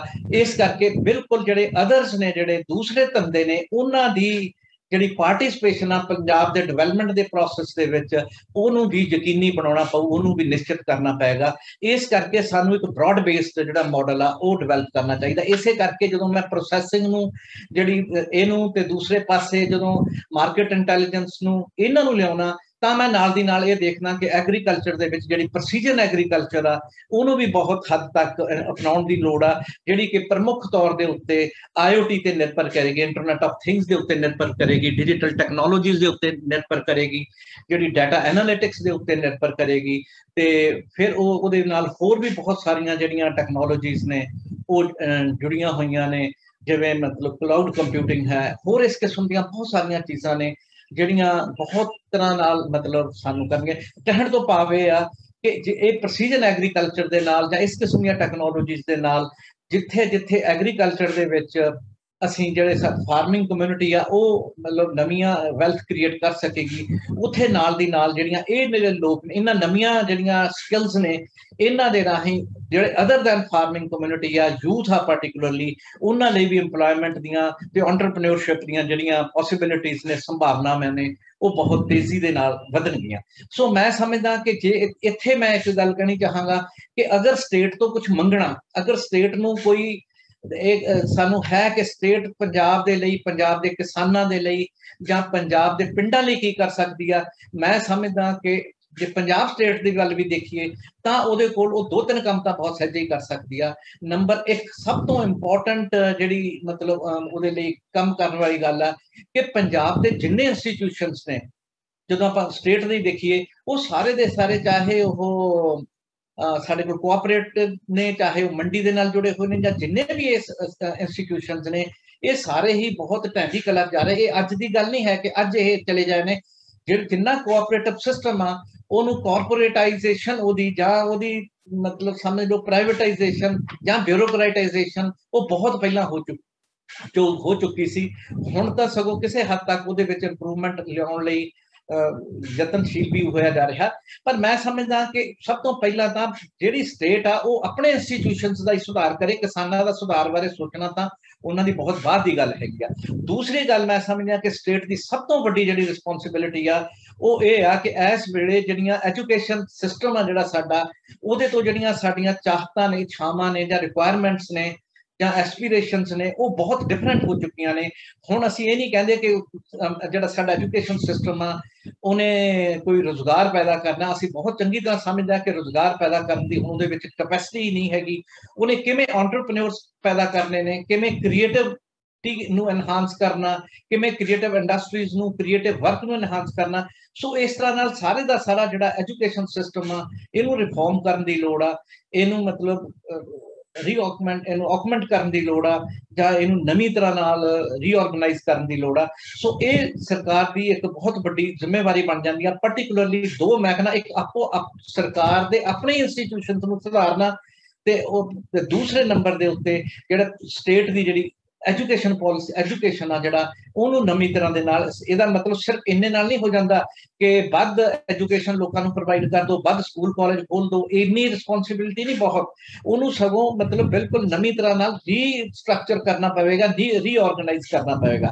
सो ये जिहड़ा ये समझ मैं समझदा कि इस दिशा दे विच पंजाब स्टेट नूं चलना चाहिए ते गवर्नमेंट ऑफ इंडिया नूं भी मतलब इसी डायरैक्शन दे विच जिहड़ा नवे मॉडल्स ने नवीं तरह की जिवें डॉक्टर मनमोहन सिंह लैके आए सी न्यू लिबरल पॉलिसीज, इस गवर्नमेंट नूं भी नवीं पॉलिसीज लैके आउण दी लोड़ आ, जिहड़ियां पॉलिसीज ना तां फोर्डिस जिहड़ी साडा प्रैक्टिस सीगी फोर्डिज्म दीयां पॉलिसी सीगियां जिहड़ियां 1980 तो पहला सी ना जाता उन्हां नाल भी नहीं चल सकता। न्यू लिबरल पॉलिसीज जिहड़ियां डॉक्टर मनमोहन सिंह लैके आए सी वो भी 2008 दे विच क्राइसिस आ गईयां सी। तो नवीं किस्म दी पॉलिसीज ने जिहड़ियां कम्युनिटी बेस्ड ने, जिहड़े तीन जे मैं समझदा कि पिलर्स ने सोसाइटी दे, एक हुंदी आ स्टेट, दूसरी हुंदी आ मार्केट ते तीसरी हुंदी आ कम्युनिटी। सो कम्युनिटी बेस्ड जिहड़ी प्रोडक्शन आ, कम्युनिटी बेस्ड जिहड़ियां इंस्टीट्यूशनस ने उन्हां नूं मैं समझदा कि अगे लियाउण दी लोड़ आ, उन्हां नूं डिवेलप करन दी लोड़ आ, उन्हां नूं इन्वेंट करन दी लोड़ आ। धन्यवाद। ज्यादा टाइम नहीं लिया। Thank you sir, thank you. नहीं कोई गल नहीं, टाइम लिता मतलब तुसीं बहुत कमली गल कही है और बहुत इंपॉर्टेंट चीज़ हैगी है। बहुत अच्छा रहा। मतलब कि आप फ्लोर नूं ओपन करते हैं और उम्मीद है कोई भी। कपिल भाई आपको कितनी पंजाबी समझ में आई एक गुजराती आदमी को? कपिल भाई ऑलमोस्ट 50%, और बहुत ही अहम बात उन्होंने कही, मुझे बहुत ही अच्छा लगा। चलिए ठीक है, ठीक है। तो बाकी वक्ताओं को मैं कहूंगा भाई वो बीच बीच में हिंदी बोल दें, क्योंकि कपिल भाई को हमने जिम्मेदारी है कि अगर आपने गुजरात स्टेट की ऑर्गेनिक एग्रीकल्चर पॉलिसी बनाई है तो पंजाब के लिए भी थोड़ा सा हेल्प कीजिए, तो उनको हम जो बात करें उनको समझ में आनी चाहिए, तो अपना वो कंट्रीब्यूशन ठीक कर पाएंगे। चलिए एक बार मुझे लगता है कि मैं हमारे जो एग्रीकल्चर के एक और बड़े साथी हमको गाइडेंस देने वाले रमेश अरोड़ा जी, रमेश जी, डॉक्टर रमेश अरोड़ा, अनम्यूट कीजिए जरा रमेश जी। हाँ जी, नमस्कार सर सबको। जी नमस्कार। पहली बात तो करूं जी, शुरू करो जी, करो जी, बोलो। एक बात तो ये है कि प्राइवेट और पब्लिक सेक्टर की बात हुई भी, गवर्नमेंट इंटरवेंशन, उसमें सबसे बड़ी बात ये आती है कि अभी क्राइसिस में है, इस टाइम अगर गवर्नमेंट विथड्रॉ करती है तो फार्मर एकदम से अपने पैरों पे नहीं खड़ा हो सकता। जो ट्रांजिशन पीरियड है जिसके अंदर हमने मूव करना है किसी डायरेक्शन में, उस पीरियड के अंदर गवर्नमेंट सपोर्ट की हमें पहले से ज्यादा जरूरत है। फार्मर सीधा कॉर्पोरेट्स के साथ नहीं स्टैंड कर सकता। छोटे छोटे फार्मर्स हैं हमारे, कॉर्पोरेट्स के अपने इंटरेस्ट हैं, प्रॉफिट की तरफ उनका ध्यान है। तो इस पीरियड के अंदर अभी जो गवर्नमेंट इन्वेस्टमेंट कर रही है प्रोक्योरमेंट की फॉर्म में, उसी को अगर रीडायरेक्ट किया जाए उस इन्वेस्टमेंट को, तो काफी इंप्रूवमेंट हो सकती है। इसमें कोई शक नहीं है कि गेहूं और चावल की बहुत ज्यादा जरूरत नहीं है बाकी स्टेट्स को, तो हमें डाइवर्सिफिकेशन तो करनी ही करनी है, क्योंकि जिस चीज की मार्केट में डिमांड ही नहीं है वो ज्यादा प्रोड्यूस करने का तो कोई फायदा नहीं है। तो उसके अंदर काफी फसलें आ जाती हैं। और दूसरी चीज, हमारी पानी की शॉर्टेज बहुत ज्यादा है, तो फसलें हमें वो लेनी है जिनके अंदर पानी की हमारी रिक्वायरमेंट काफी कम हो जाए। तीसरा यह है कि फार्मर के खर्चे बहुत ज्यादा बढ़ चुके हैं, उनको हमें कम करने की जरूरत है। चौथी बात है क्लाइमेट चेंज और जो वातावरण का नुकसान हो रहा है, उन दोनों की वजह से हमें कम इनपुट, एक्सटर्नल इनपुट्स को रिड्यूस करना है, खादें कम डालनी है, inorganic fertilisers, organic pesticides, synthetic pesticides, इनका यूज हमने घटाना है। जो भी फसल हम उगाएंगे उसके अंदर इन दोनों चीजों का, इनऑर्गेनिक फर्टिलाइजर का भी और ऑर्गेनिक केमिकल्स का भी, पेस्टिसाइड्स का भी यूज कम होना चाहिए।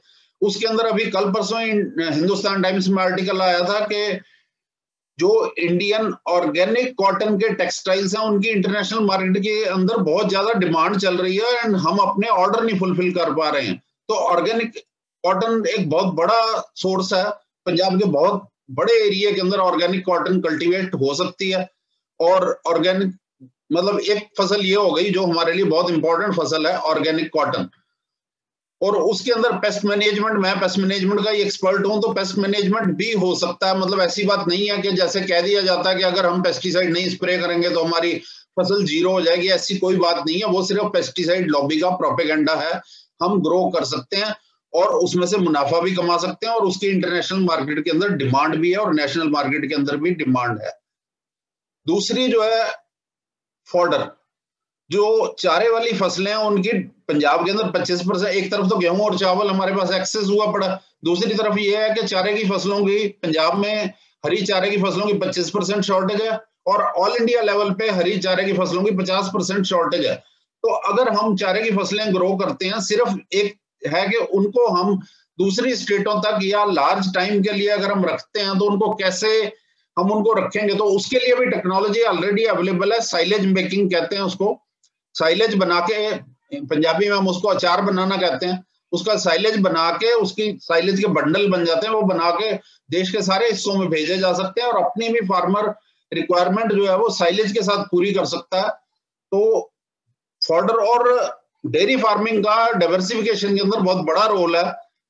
अगर हम डाइवर्सिफाई करते हैं तो अभी डिमांड और बढ़ने वाली है, पहले ही हमारी शॉर्टेज है, तो हमें फॉडर क्रॉप्स के अंदर काफी एरिया जो है वो बदल के फॉडर क्रॉप्स की तरफ ले जा सकते हैं पंजाब के अंदर।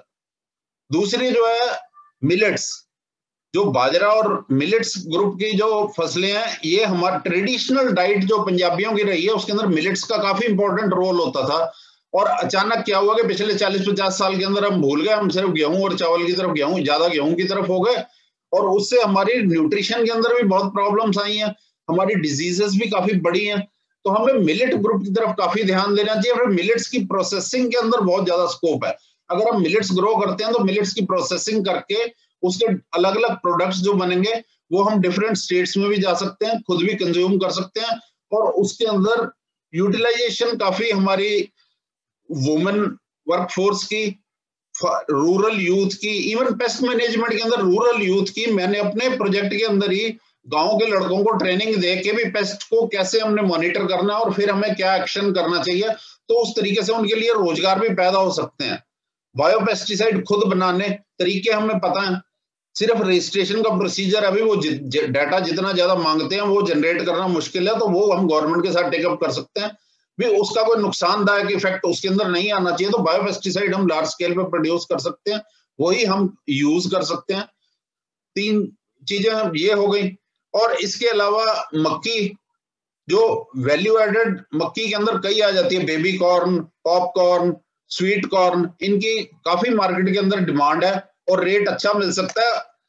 फ्रूट्स एंड वेजिटेबल्स हैं, इनकी प्रोडक्शन पिछले 15-20 साल के अंदर बहुत बढ़ी है और अभी डिमांड बहुत ज्यादा है। तो हम जैसे जैसे नई नई जो फ्रूट्स और वेजिटेबल्स आ रहे हैं उनकी डिमांड बढ़ती जा रही है, तो उसके अंदर ऑर्गेनिक कल्टीवेशन वैसे भी उससे ज्यादा जरूरी भी है और उससे ज्यादा पॉसिबल भी है। आम जो गेहूं और चावल की जगह अगर हम ये इसकी बिजाई करते हैं सब्जियों की और फलों की, तो उसके अंदर हम ऑर्गेनिक ग्रो कर सकते हैं। आजकल प्रोटेक्टेड कल्टीवेशन जो नेट हाउस आ गए हैं उनके अंदर आधी प्रॉब्लम तो वैसे ही कम हो जाती है, सिर्फ एक निमेटोड की प्रॉब्लम ज्यादा आती है और रस चूसने वाले कीड़ों के, उनके लिए तरीके हैं जिनसे हम बिना पेस्टिसाइड यूज किए हम फ्रूट्स और वेजिटेबल्स ग्रो कर सकते हैं। तो इन सारी फसलों की तरफ हमें जाना है और मार्केट इंटरवेंशन के अंदर हमें पता होना चाहिए भाई कौन सी चीज की कितनी डिमांड रहेगी, उस हिसाब से डिस्ट्रिक्ट वाइज वो चीज प्रोड्यूस होनी चाहिए। ये ना हो कि जब फार्मर मंडी के अंदर लेके जाए तो उसकी डिमांड वहां पर उसकी जो है खरीद ही ना हो। वो सबसे बड़ी प्रॉब्लम है कि मार्केट को कैसे स्टेबलाइज किया जाए। भी जब फार्मर अपनी प्रोड्यूस लेके मार्केट में जाता है वो क्या करेगा, क्योंकि farmer by orientation he is not a seller, उसको आता ही नहीं है कि वो किस तरीके से या तो कोऑपरेटिव्स बने या जो प्रोड्यूसर ऑर्गेनाइजेशंस का आजकल जो ट्रेंड चला है उनको गवर्नमेंट भी सपोर्ट कर रही है, तो प्रोड्यूसर ऑर्गेनाइजेशंस हम बनाएं। जैसे पोटैटो ग्रोवर्स की पंजाब के अंदर अच्छी है, सीड हम हॉलैंड तक एक्सपोर्ट करते हैं पोटैटो का, तो उस तरीके से अगर हम बाकी फसलों के अंदर भी ये इस तरीके की प्रोड्यूसर ऑर्गेनाइजेशंस बनाएं तो वो कुछ हद तक मार्केट का अंदर हेल्प कर सकती हैं। और जो ग्रुप होता है फ्लोरिकल्चर के अंदर भी पंजाब के अंदर काफी ज्यादा स्कोप है, आजकल फूल गिफ्ट करने का और फूल जो सजावट के अंदर यूज करने का ट्रेंड बढ़ता जा रहा है, तो फूल भी हम तरह तरह के, पंजाब का जो वातावरण है इसके अंदर बहुत तरह के फूल हम प्रोड्यूस कर सकते हैं। और मेन चीज उसकी ये रह जाती है भी कुछ इंफ्रास्ट्रक्चर जो मार्केट कमेटी लेवल पे, जैसे एपीएमसी के लेवल पे डेवलप होना जरूरी है, जहां पर कि उनको रखा जाए और वो सेफ रहे। तो हम उस तरीके से, और उस सारे चीज के लिए जो नेशनल पोर्टल वगैरह गवर्नमेंट ने कुछ बनाए हैं वो यूजफुल है, लेकिन अभी और ज्यादा हमें एक्यूरेसी की जरूरत है, जिससे कि फार्मर का नुकसान ना हो और फार्मर टाइम पर अपनी हर चीज जो है वो आजकल दुनिया में कहीं भी बेची जा सकती है। ओनली थिंग इज के फार्मर के पास इंफॉर्मेशन होनी चाहिए। Buyers are already there in the market. तो ये कुछ पॉइंट है जिनके ऊपर हम काम कर सकते हैं। बहुत धन्यवाद। मैं थोड़े अगले जो वक्ता हैं तो कहूँगा थोड़ा सा और ट्रिमिंग कर लें, ताकि हम ये लिमिटेड लोगों की मीटिंग है, खाली 20-22 लोग बुलाए थे, तो सब लोग बोल सकें एक हम सहमति पे पहुंचने के लिए। तो खैर सबने बोलना भी नहीं है, कुछ तो हमारे श्रोता ही मित्र हैं खेती विकास मिशन से। तो मैं अगली बार जो पीएयू के हमारे एक और सीनियर साथी जो किसान भी हैं और खेती विकास मिशन को बहुत गाइड करते रहते हैं, डॉक्टर एपीएस मान साहब, और फिर इनके बाद डॉक्टर दिलावरी जी बोलेंगे। मान साहब, एपीएस मान जी अनम्यूट करो जरा। मेरा सबनु नमस्कार, सत श्री अकाल। आप फिर सुन सकते हैं मेरे को? आवाज आ रही है? आ रही है जी, आ रही है, आ रही है जी, आ रही है। आवाज आ रही है? आ रही है सर, आ रही है। Okay, thank you. मैं बात जो है ना ऑर्गेनिक एग्रीकल्चर से पहले पॉलिसी मैटर के एक दो बात करनी चाहता हूं। वो ये है कि जो हमारे पॉलिटिशियंस पावर में हैं, जो पावर में रहे थे पहले, उनकी ब्रेन वॉश होने वाली है। उन्होंने इतना सत्यानाश किया है पंजाब का when they were in power. Even the administrators, I consider myself part of that. जहां जहां पोस्ट पे रहे हैं, हमने क्या क्या किया है उस टाइम, वो सोचे उसको, कहाँ हमने गलती की है। बातें हम बाद में बात करते हैं, but what we have been doing when we are in the power, उनको करेक्शन कैसे करना है। It is our responsibility to review ourselves. जो पॉलिसीज बनती हैं, अब जब ये ग्रीन रेवोल्यूशन पॉलिसी बनी, ये सेंट्रल गवर्नमेंट इन्वॉल्व थी उस टाइम, बाकी स्टेट में भी थी। Here people implemented it. उसका सफर है, ये सारे हिंदुस्तान का सफर पंजाब कर रहा है, because they have suffered for that. तो अब उसका कोई टेक करने वाला नहीं है। ये तो पहली बात है। पॉलिटिशियन में नाम ही लेना चाहता है जो चीफ मिनिस्टर रहे हैं। मेरे सामने मीटिंग में उनको बोला गया कि ये काम करने वाले हैं। The man was next to Nobel laureate। उसने कहा, उसने ये स्टेटमेंट दी कि जितनी देर तक मैं जिंदा हूं मैं नहीं करूंगा ऐसे। ये सीएम की वर्डिंग है ओपन जनरल हाउस में। और उस आदमी साइंटिस्ट को मैंने कहा बाद में, मैं सर आपने मीटिंग से उठकर चले जाना था। This was recommend of chief minister. So पहले तो जो हमारे पॉलिटिशियंस हैं in power and out of power, उनको बिठा के उनका ब्रेन ठीक करने वाला सबका, they should be told what should be needed. अगर वो क्लियर नहीं होंगे ना, तो हम जितनी बातें मर्जी करते रहें, ये नहीं होगी। बाकी रही नेक्स्ट कारपोरेट और नॉन कारपोरेट की। ये कारपोरेट शुरू से आया है, ये नहीं अभी आया है। They have been in the different forms one और द अदर। जब पेस्टिसाइड फर्टिलाइजर आई हैं, ये कौन सा, they were the corporate people. They knew it कि हमारी पेस्टिसाइड आ रही हैं, हमारी वीडसाइड आ रही हैं, हमारे सीड्स आ रहे हैं। Government was hand in glove with them, officers are hand in glove with them. उन्होंने किया है ये सब कुछ। अब हम ऑल ऑफ ए सडन उसको चेंज करना चाहते हैं। इतना स्ट्रांग एक्सटेंशन वर्क किया है, फार्मर को उनका ब्रेन वॉश किया है कि ऐसे ऐसे करना है। How you can change in a day? It's not, it's very difficult. Every village was assigned a gram sevak. अब कहाँ है जो ग्राम सेवक लगाएंगे हर एक विलेज में, जो ये बताएगा कि आप ऑर्गेनिक करो and this is a method. It's so much investment करेगा। ये तो है कि ऑर्गेनिक के लिए अगर करना है तो पहले जो people in power they should commit to it, and people who are not in power they should also commit to it. कि वो बाहर में जाके स्टेजों पे नहीं बोलेंगे कि ये ऐसे हो रहा है, ये ऐसे हो रहा है। ये गलतियां दोनों की हैं, इसीलिए एडमिनिस्ट्रेटर्स हैं, उनको भी यही बात करनी पड़ेगी कि ये गलती हुई है। अगर मैं हूं, मैंने गलती की, आई मस्ट एडमिट इट कि ये गलती मेरे से हुई है, और उसको रिव्यू करूं कि मैंने ये नेक्स्ट टाइम जो है, let for the state, for the community, for the nation, we should change our self and admit it, वो करनी चाहिए। और ये एजुकेशन की बात है, एजुकेशन का जो भट्ठा भेजा प्राइवेटाइजेशन शुरू किया है, हर कॉलेज को, हर यूनिवर्सिटी खोल दी। किसी ने पूछा कि क्या बनेगा स्टेट का? वी हैव मल्टीप्लाई, जैसे ये इंसेक्ट मल्टीप्लाई करते हैं ना, उड़ते हैं बरसात में, ऐसे ही हमने कॉलेज और यूनिवर्सिटियों को रिकॉग्निशन दे दी और उनको डिग्री प्रोड्यूस करने लगी। एवरी शॉप वाले कॉलेज वो यूनिवर्सिटी डिग्री देने लगी, चाहे यहाँ एससीओ पे ऊपर के बैठे वो उन्होंने डिग्री देनी शुरू कर दी। हमारे जो यूथ हैं वो लास्ट 20 ईयर से बर्बाद कर दिए हमने एजुकेशन सिस्टम में, क्योंकि इसलिए अब क्या करें, वो they are in the fix, it's the people who are in the power, the government people, state government and official, they are responsible for this. तो जो भी पॉलिसी बननी है, इन दोनों का पहले बिठाकर उनका चिंतन होना चाहिए और उनको कहें आप कमिट करें कि हमने रिव्यू करना है and we will join together, तब होगा ये। Thank you very much. जी डॉक्टर साहब शुक्रिया, बहुत बढ़िया संक्षेप में। दिलावरी साहब प्लीज अनम्यूट कीजिए जरा। डॉक्टर दिलावरी। सबको नमस्कार, गुड इवनिंग। मैं डॉक्टर मान की बातों से बहुत ही मोटिवेट हुआ हूँ और मुझे एहसास हुआ है कि हम लोग ने कितनी गलतियां कमिट की हैं। कोई भी सलूशन इतना आसान तो होता नहीं है। जब ग्रीन रेवोल्यूशन के लिए पंजाब हरियाणा उस समय तो एक ही था, जब चुना गया था और सरकार ने पॉलिसीज बनाई थी फेवरेबल फॉर दिस एरिया की कैसे वीट पैडी को ग्रो किया जा सके, वो बात ठीक है उस समय के लिए, दैट वाज फाइन। लेकिन उसके बाद मेरा ख्याल है कुछ रिसर्चर्स में भी प्लांट ब्रीडर्स को जो वीट पैडी की वैरायटियां निकालते थे वो उनको बहुत ज़्यादा अप्रिशिएट किया गया, रिवार्ड किया गया, तो सारी डेवलपमेंट लॉपसाइडेड सी हो गई।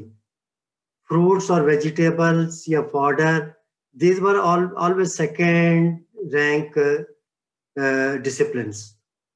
लेकिन अब टाइम जब आया है चेंज के लिए, तो मैं ये चाहूँगा कि कोई भी प्लेटफॉर्म गवर्नमेंट को एम्फेसाइज करे कि हमको हर साल कितना एरिया डाइवर्सिफिकेशन के अंदर लाना है। देखिए पहले भी ये बातें हुई हैं, जब मनमोहन सिंह के टाइम पर पैसा आता था यूनिवर्सिटियों को to develop models for diversification. उस समय शायद लोग ये समझते थे कि चलो ये टाइम पास है, हो जाएगा, टाइम निकल जाएगा, लेकिन अब ऐसा महसूस होता है कि ये हमें करना ही पड़ेगा। अगर यूनिवर्सिटीज कोई ऐसा एरिया वाइज सुटेबिलिटी के हिसाब से वेजिटेबल, फ्रूट्स, फ्लोरिकल्चर, सभी आप स्पीकर्स ने बताया है कि इनका बहुत स्कोप है, तो क्यों ना एक मॉडल दें और उसकी प्रॉफिटेबिलिटी दें। हमको फार्मर्स को कोई भी चीज़ देने ही आए तो हमको उनकी हैंड होल्डिंग करनी पड़ेगी। ये नहीं है कि हम उनको कहें कि अब आज से आपका एमएसपी बंद, आज से आपका ये बंद। उनको जब ये चीज़ें शुरू की थी तब भी डॉक्टर कालकट जैसे लोग साइकिलों के ऊपर यूरिया और सीड नया लेकर गांव-गांव जाते थे ना, तो वो स्टेज दोबारा आनी चाहिए कि भाई अब हमको इनसे निकलना है, ये नया मॉडल है, इसको अडॉप्ट करो, छोटे स्केल पे करो, 1/5 ऑफ द एकड़ेज करो, फिर इसको अगले साल बढ़ाना। पैसे आएंगे तो फार्मर्स उसको अडॉप्ट करेंगे। मैं इस समय कुछ फार्मर्स के साथ जिनके साथ काम कर रहा हूँ, वो फार्मर्स डाइवर्सिफिकेशन करनी शुरू कर रहे हैं, दे आर चेंजिंग। क्योंकि एक तो गवर्नमेंट का प्रेशर है कि भाई अभी इसकी ड्यूरेबिलिटी का पता नहीं, दूसरा ये है कि उनको ये लग रहा है कि उनकी सॉइल्स की रिक्वायरमेंट्स, सॉइल की फर्टिलिटी इंप्रूव होती है अगर वो डाइवर्सिफाई करते हैं, क्रॉप रोटेशंस करते हैं, वीट पैडी से बाहर कुछ एरिया स्पेयर करते हैं, तो वो उनका इम्प्रूवमेंट आ रही है। वो पोटैटो ग्रो कर रहे हैं, कुछ ने बाग लगा लिए हैं, अमरूदों के बाग लगाए हैं, तो इस तरीके से पपीता लगाया है किसी ने, तो they want to come out of it.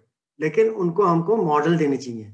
जो फार्मर बहुत प्रोग्रेसिव है वो आज भी बहुत पैसा कमा रहे हैं, वेजिटेबल से भी, फ्लोरिकल्चर से भी, बागवानी से भी, लेकिन वो बहुत थोड़े हैं। अगर हम फार्मर्स को कोई अच्छा मॉडल दे सकें जिसमें उनको ये महसूस हो कि इसमें प्रॉफिटेबिलिटी है, मार्केट एक्सेसिबिलिटी है और एक्सप्लॉयटेशन नहीं है, तो शायद वो हम लोगों की बातें सुने। इसमें organic agriculture, floriculture, vegetable and fruit, ये सारी चीज़ों का उसमें एम्फेसिस होना चाहिए। ऑर्गेनिक एग्रीकल्चर जो मैं अभी पिछले कुछ दिनों से जो इसमें डील कर रहा हूँ, it's a very tedious job. Local market में बेचने के लिए, छोटे छोटे बाजारों मंडियों में बेचने के लिए ये ठीक है। अगर हमें ऑर्गेनाइज्ड वे में करना है तो उसके बड़े रूल्स एंड रेगुलेशंस हैं, वो हमको फॉलो करने पड़ेंगे। उसके लिए हमें फार्मर्स को एजुकेट करना पड़ेगा। उमिंदर जी जानते हैं, मैं पिछले 1-2 महीने से लगा हुआ हूँ, मुझे अभी तक खेती विरासत मिशन ने कुछ हाथ पल्ले नहीं पढ़ाया है, लेकिन हो सकता है कि उनकी अपनी मजबूरी होगी कुछ।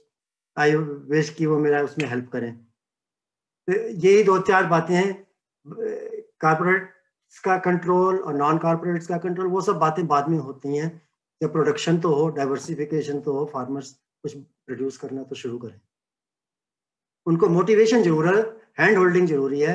उनको साथ हमें ये बर्ताव नहीं होने देना चाहिए कि जी आप करो, नहीं तो आप जाओ, जो कुछ मतलब that is not fair. Give them time, 5 years 10 years to change. जी मैं बस इतना ही कह पाऊंगा, और तो मेरी समझ से बाहर है। नहीं, आगे चर्चा आएगी तो फिर करेंगे। हमारे बीच कमलजीत हैं रोहतक से, अभी जीरकपुर रहते हैं, किसान संचार के कार्यकर्ता हैं। मैं कमलजीत भाई को रिक्वेस्ट करूंगा, कमलजीत जी जरा अपना अनुभव और अपनी चीजें शेयर करें। क्या टिकाऊपन हो सकता है खेती में, वो क्या इसको मानते हैं, क्या उनका अनुभव है? कमलजीत जी। आप सभी को नमस्कार। आप इतने बड़े बड़े महानुभाव इस मीटिंग में बैठे हैं, मैं तो इसमें बोलता भी ठीक नहीं लगता। मेरे बड़े छोटे से अनुभव हैं और मेरे को ज्यादा पता भी नहीं है। मैंने थोड़े से किसानों के साथ काम किया है और उन्हीं किसानों के साथ मैं काम कर पाया जिनको थोड़ी सी भूख थी, उनको इच्छा शक्ति थी भी हमें कुछ करना है।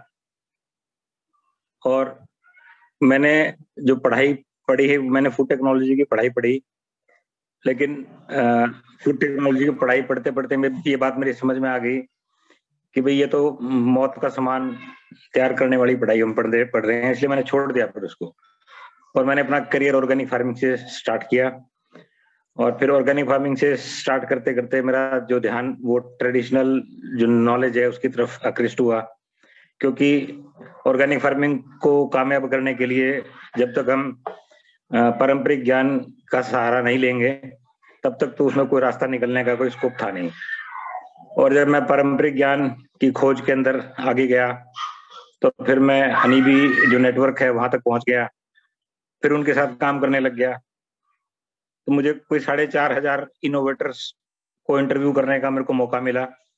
तो मेरी ये बात समझ में आ गई कि किसी भी काम को करने के लिए बहुत ज्यादा तामझाम करने की जरूरत, इच्छा की आवश्यकता नहीं है कि हम पूरी दुनिया बदलेंगे फिर हम खुद बदलेंगे। अगर हम खुद को ही बदल लें और अपना चुपचाप काम कर लें तो वो ज्यादा मामला ठीक रहता है। और जब हम फार्मर्स की बात करते हैं ना, तो फार्मर्स एक बहुत डाइवर्स ग्रुप का नाम है।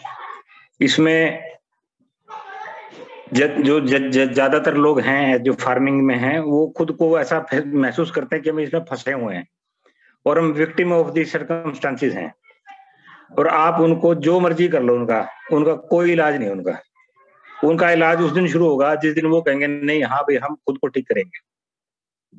अब जो नई जनरेशन, जो 5-10 साल किसान परिवारों के बच्चे घर से निकल के पढ़ाई करके प्राइवेट नौकरी में धक्के खा के वापिस जो खेतों पे पहुंच रहे हैं, उनके पास थोड़ा सा विजन भी है, थोड़ी सी उनके पास ट्रेनिंग भी है, उन्होंने थोड़ा सा मैनेजमेंट भी सीख लिया है और उन्होंने ये भी समझ लिया है कि खेती में पूंजी का रोल क्या होता है और कैसे मिलजुल के काम को किया जा सकता है। तो मेरे को ऐसे ही कुछ 17-18 ग्रुप्स के साथ काम करने का मौका मिला है।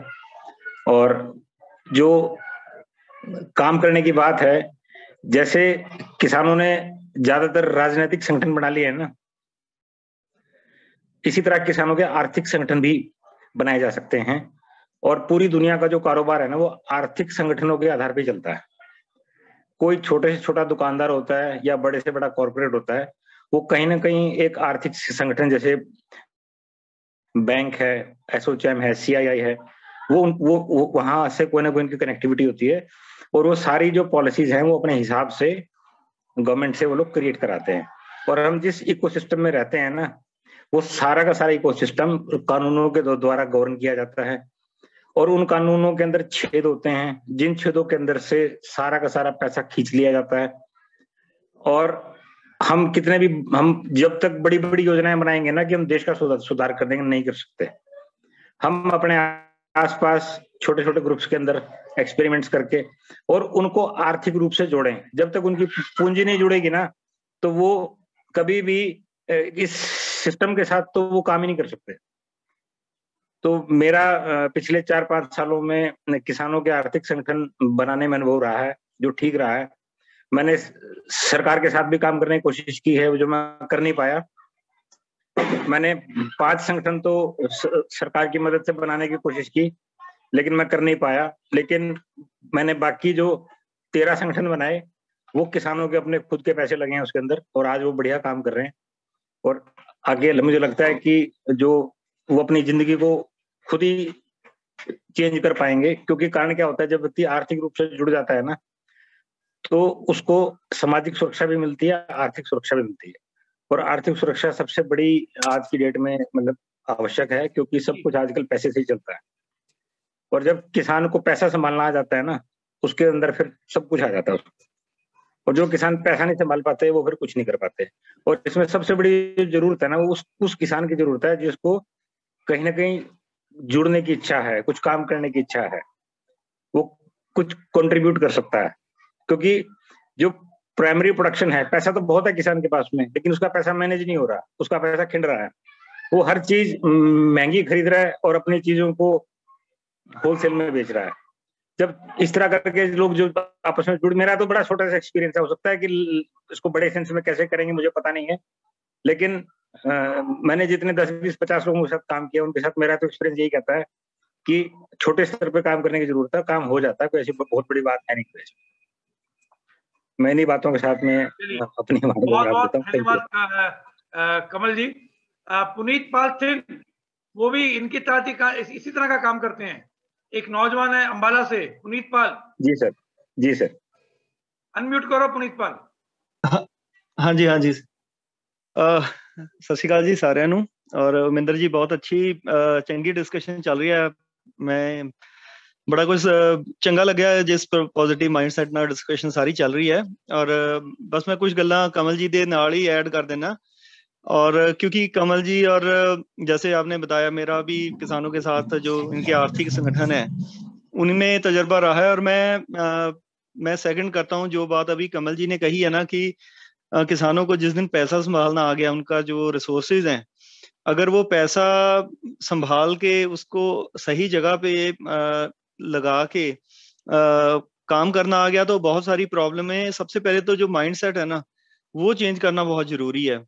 अब शुरू में गरेवाल साहब ने बहुत चंगियां गल्लां उन्होंने दसियां, और जो इकोनॉमिक पॉलिसी या कह लो जिस पॉलिसी फ्रेमवर्क में हम काम करना चाह रहे हैं इन फ्यूचर, तो उसमें मैं थोड़े 2-4 पॉइंट ही हैं जो मैं कहना चाहूंगा। पहला तो ये कि कॉरपोरेट और कॉरपोरेट कल्चर कह लें एज ए इंडस्ट्री या गवर्नमेंट, अब दोनों में फर्क समझना बहुत जरूरी है। पिछले 5-6 महीने में ये चीजें हमने बहुत डिस्कस की हैं, कॉरपोरेट आ गया या गवर्नमेंट हट जाएगी या गवर्नमेंट अपना हाथ खींच लेगी।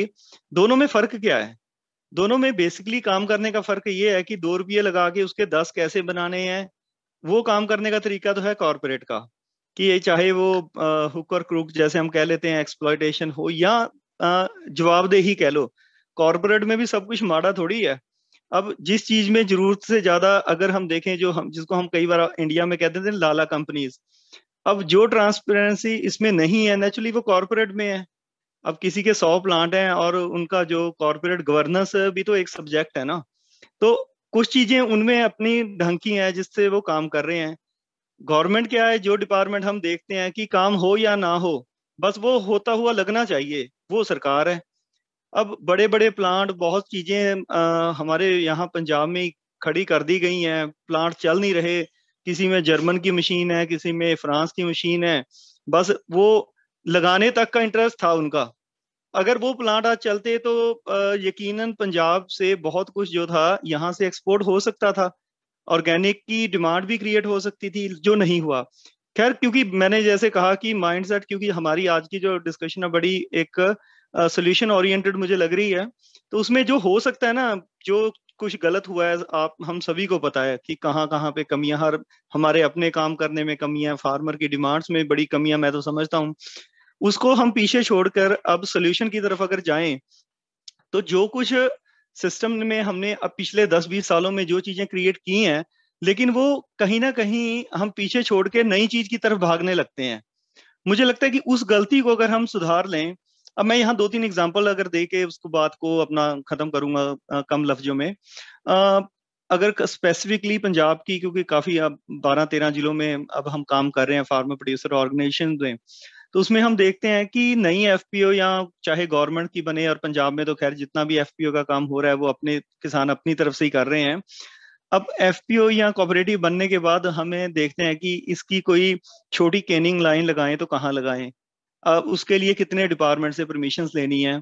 ये सारा काम करते हुए ये पता चला कि पंजाब में तो हर क्लस्टर्स में फोकल पॉइंट गवर्नमेंट ने खुद बनाए थे। अब पंजाब गवर्नमेंट की अपनी जमीनें हैं, अपने क्लस्टर्स बने हुए, लेकिन उनको तो हम पता नहीं कितने साल हुए भूल भी गए। अगर हम उन्हीं गांव के क्लस्टर्स को, जिसको हम फोकल पॉइंट कहते हैं, वो टाउन्स में भी हैं, छोटे क्लस्टर्स में भी हैं, नंबर एक तो हम उनको स्ट्रेंथन करें, क्योंकि वहां पे हर फैसिलिटी जो है वो कॉमन सर्विस के हिसाब से मिल सकती है फार्मर को। और हर क्लस्टर्स को आइडेंटिफाई करके, कितना को बड़ा यार क्लस्टर, 300-350 किलोमीटर में आज हम बैठे हैं, और उसमें अगर हम ढूंढने भी जाएंगे तो कितनी वैल्यू चेन, अगर 10-12 वैल्यू चेन्स के ऊपर भी हम फोकस कर लें। अब वो वैल्यू चेन बासमती की तो है ही है पंजाब से, वो टोमेटो की भी हो सकती है, प्रोसेसिंग टोमेटो की भी हो सकती है, वो पोटैटो सीड की जैसे बात हुई है, सारे पंजाब से यहाँ से टोमेटो जो है सीड वो सप्लाई हो रहा है, उसकी एक अलग वैल्यू चेन है। किन्नू है, वो हमारे 2-3 जिलों से ही जाता है, उसमें फाजिलका से है, कुछ गंगानगर का एरिया है, कुछ सरसा का एरिया है, वही 150-200 किलोमीटर से हम सारे इंडिया को किन्नू दे रहे हैं। लेकिन जैसी डिमांड ऑरेंज की डेवलप हुई है, या कह लो महाराष्ट्र ने ग्रेप की है, अगर हम देखें तो हम उसके मुकाबले अभी बहुत पीछे हैं। उसको हैंडल करने के लिए जिस इंफ्रास्ट्रक्चर की जरूरत है उस पर हमें फोकस करना चाहिए। मस्क मेलन की बहुत बड़ी पंजाब में मंडी है, ऐसे ग्रीन चिली की है, बहुत सारी ऐसी वैल्यू चेन है जिसकी गल्फ में भी मार्केट है। जम्मू कश्मीर तो हमारी एक ये मान के we can take this market for granted, क्योंकि अगर हम पंजाब से जम्मू श्रीनगर की जो मार्केट है इसको तो हम बड़ा इजीली टैप कर सकते हैं, वो भी हम बहुत कम कर रहे हैं। जबकि हमारे साथी अगर बाहर की स्टेट से देखें, राजस्थान से, गुजरात से, बहुत अच्छा बिजनेस कर रहे हैं इन स्टेट्स में, हम नहीं कर रहे क्योंकि शायद उस तरफ हमारा ध्यान। जहां तक गवर्नमेंट को क्या करना चाहिए, मुझे लग रहा है कि सबसे बड़ी जो एक कमी आज भी लगती है, जो मैंने खासकर क्योंकि पंजाब फोकस डिस्कशन है, तो जो सेंटर और स्टेट के रिलेशन है ना, हम इसमें इतना बुरी तरह फंस गए हैं कि ठीक है एक काउंटर इस्टेब्लिशमेंट के अगेंस्ट होना, उसके कुछ अपने नुकसान होते हैं, बट उन चीजों को पीछे छोड़कर जितने और इंस्टीट्यूशंस हैं, मैं कल अपीडा में था दिल्ली, किसी पैक हाउस के काम में था, तो वहां जाकर मैं फाइलों में ये देख रहा था कि पंजाब से कितनी का प्रपोजल आ रहे हैं, कितना का स्टेट का फॉलोअप रहता है इन डिपार्टमेंट के साथ। सरकार कोई भी हो, ब्यूरोक्रेट्स तो वही है। तो होना ये चाहिए कि जो हमारे एग्रीकल्चर मिनिस्टर हैं, अगर पंजाब में हैं तो इफ एट ऑल, क्योंकि ये भी एक प्रॉब्लम है हमारी, तो उनको जाके दिल्ली इन रिसोर्सेज को खींचना चाहिए स्टेट के लिए।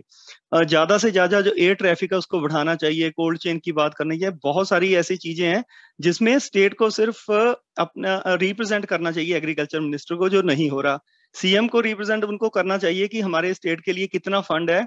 आप महाराष्ट्र का एग्रीकल्चर का फंड देखिए, खासकर अगर उसको भी आगे ब्रेकअप कीजिए कि एग्रीकल्चर में कितना कोऑपरेटिव सेक्टर के लिए है।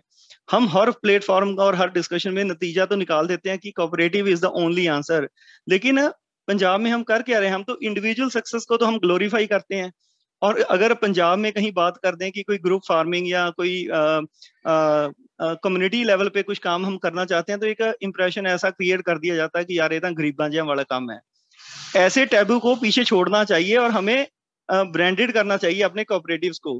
पीएयू को मैंने कई बार कहा कि यार अपने किसान मेले पे एक अवार्ड तो ग्रुप को दे दिया करो, 4-5 अवार्ड हम देते हैं, हर सीजन में देते हैं किसान मेले पे, क्या कोई एक अवार्ड किसान ग्रुप के लिए नहीं हो सकता है? चाहे वो ऑर्गेनिक ग्रुप हो, चाहे कोई इकट्ठा मिलके कोई दूध का काम करे, बट नहीं, हम उन चीजों की तरफ ध्यान जर्नल, अब मैं बात खत्म करूंगा कि हम कहते बहुत हैं, we talk a lot and do nothing.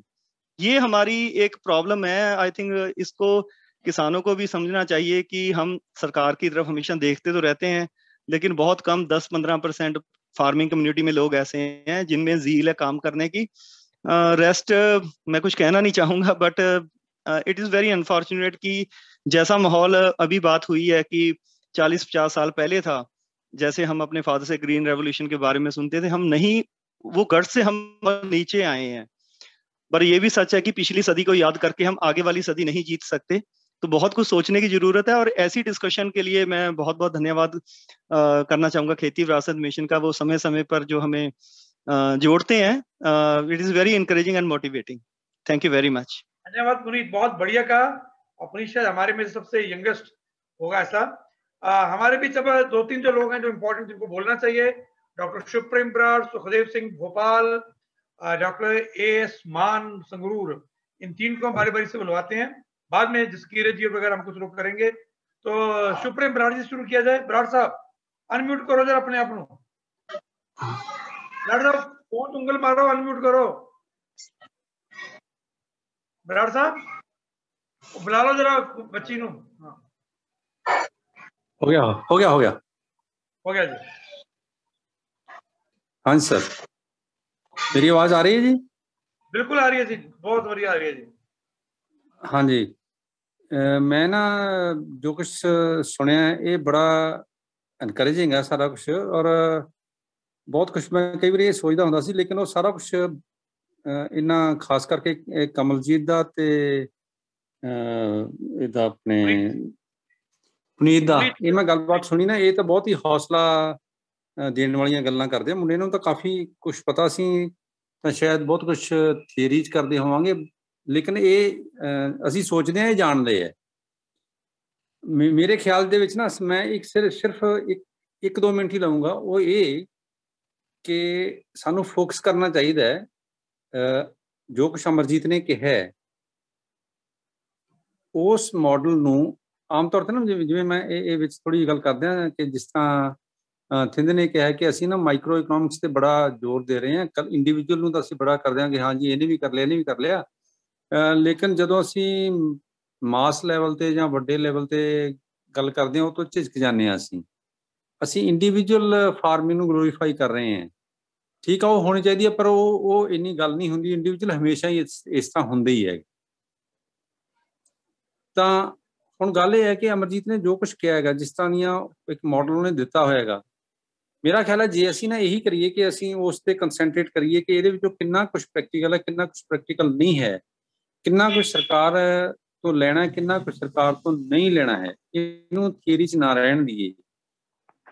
ਤਾਂ ਮੈਂ ਇੱਕ ਉਹਦੇ ਤੇ ਇੱਕ ਸਿਰਫ ਸਵਾਲ ਕਰੂੰਗਾ ਸਾਡੇ ਪਹਿਲੇ ਵਕਤਾ ਨੂੰ, ਸ਼ਾਹ ਸਾਹਿਬ ਨੂੰ, ਕਿ ਸਾਨੂੰ ਉਹ ਥੋੜਾ ਜਿਹਾ ਨਾ ਅਮੁੱਲ ਦੇ ਬਾਰੇ ਦੱਸਣ, ਕਿਉਂਕਿ ਇੱਕ ਬੜਾ ਪ੍ਰੈਕਟੀਕਲ ਤਜਰਬਾ ਹੋਇਆ ਹੈ ਗੁਜਰਾਤ ਦੇ ਵਿੱਚ ਕਿ ਉਹ ਕਿੰਨਾ ਹਾਲਤਾਂ ਚੋਂ ਲੰਘਿਆ, ਕਿਵੇਂ ਕੀਤਾ ਹੈ ਉਹਨਾਂ ਨੇ, ਕਿਉਂਕਿ ਹਾਲੇ ਤੱਕ ਸਾਡੇ ਕੋਲ ਉਹੀ ਕੋਆਪਰੇਟਰ ਦਾ ਬੜਾ ਵੱਡਾ ਮਾਡਲ ਹੈ।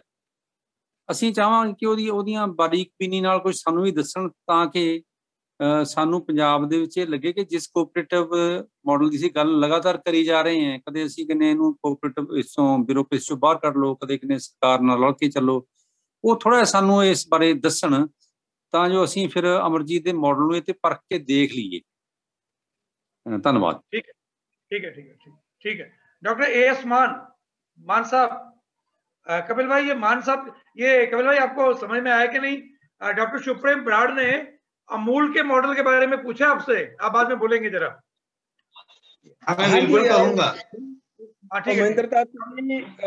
गुरु जी खेती विरासत मिशन दे दूसरे सारे डिग्निटरीज सर बड़े चिर बाद मैं देख रहे हैं, ਅਸੀਂ ਸੈਮੀਨਾਰ ਵੀ ਕਰਾਇਆ ਸੀ ਡਾਕਟਰ ਅਮਰਜੀਤ ਸਿੰਘ ਗਰੇਵਾਲ ਸੰਗਰੂਰ ਇੱਕ ਵਾਰ, ਤੇ ਹੋਰ ਸਾਰੇ ਜਿੰਨੇ ਵੀ ਸਪੀਕਰ ਜੋ ਬੋਲ ਚੁੱਕੇ ਨੇ।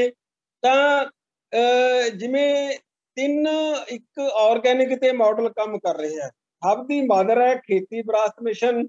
ਉਸ ਤੋਂ ਬਾਅਦ ਜਿਹੜੇ ਨਵੀਂ ਪ੍ਰਗਤੀ ਹੋਈ ਹੈ, ਨਵਾਂ ਨਿਊ ਡਿਵੈਲਪਮੈਂਟ ਹੈ ਕਿ ਫਗਵਾੜਾ ਗੁੱਡ ਗਰੋ ਗਰੁੱਪ ਦੇ ਨਾਂ ਤੇ ਦੇ ਸੇ ਕਿ every crop should be on bed and every crop should be at far distance and water should be given in on side in a मतलब एक जो नाली बन जाती है साथ में उसमें दें। तो उसमें से 80% 80% वाटर सेविंग है, 90% सीड सेविंग है, टोटल उसमें रे और स्प्रे की सेविंग है। तो जब 80% वाटर सेविंग है, 80% बिजली इलेक्ट्रिसिटी सेविंग है। अगर हम एक वो मॉडल, एक जो खेती विरासत मिशन हमें 15-16 साल से करवा रहा है, ज्ञान दे रहा है, और एक है हमारा organic way, organic model centres. Organic model centres में हम जो है कर रहे हैं कि उसमें सॉइल हेल्थ बनानी है।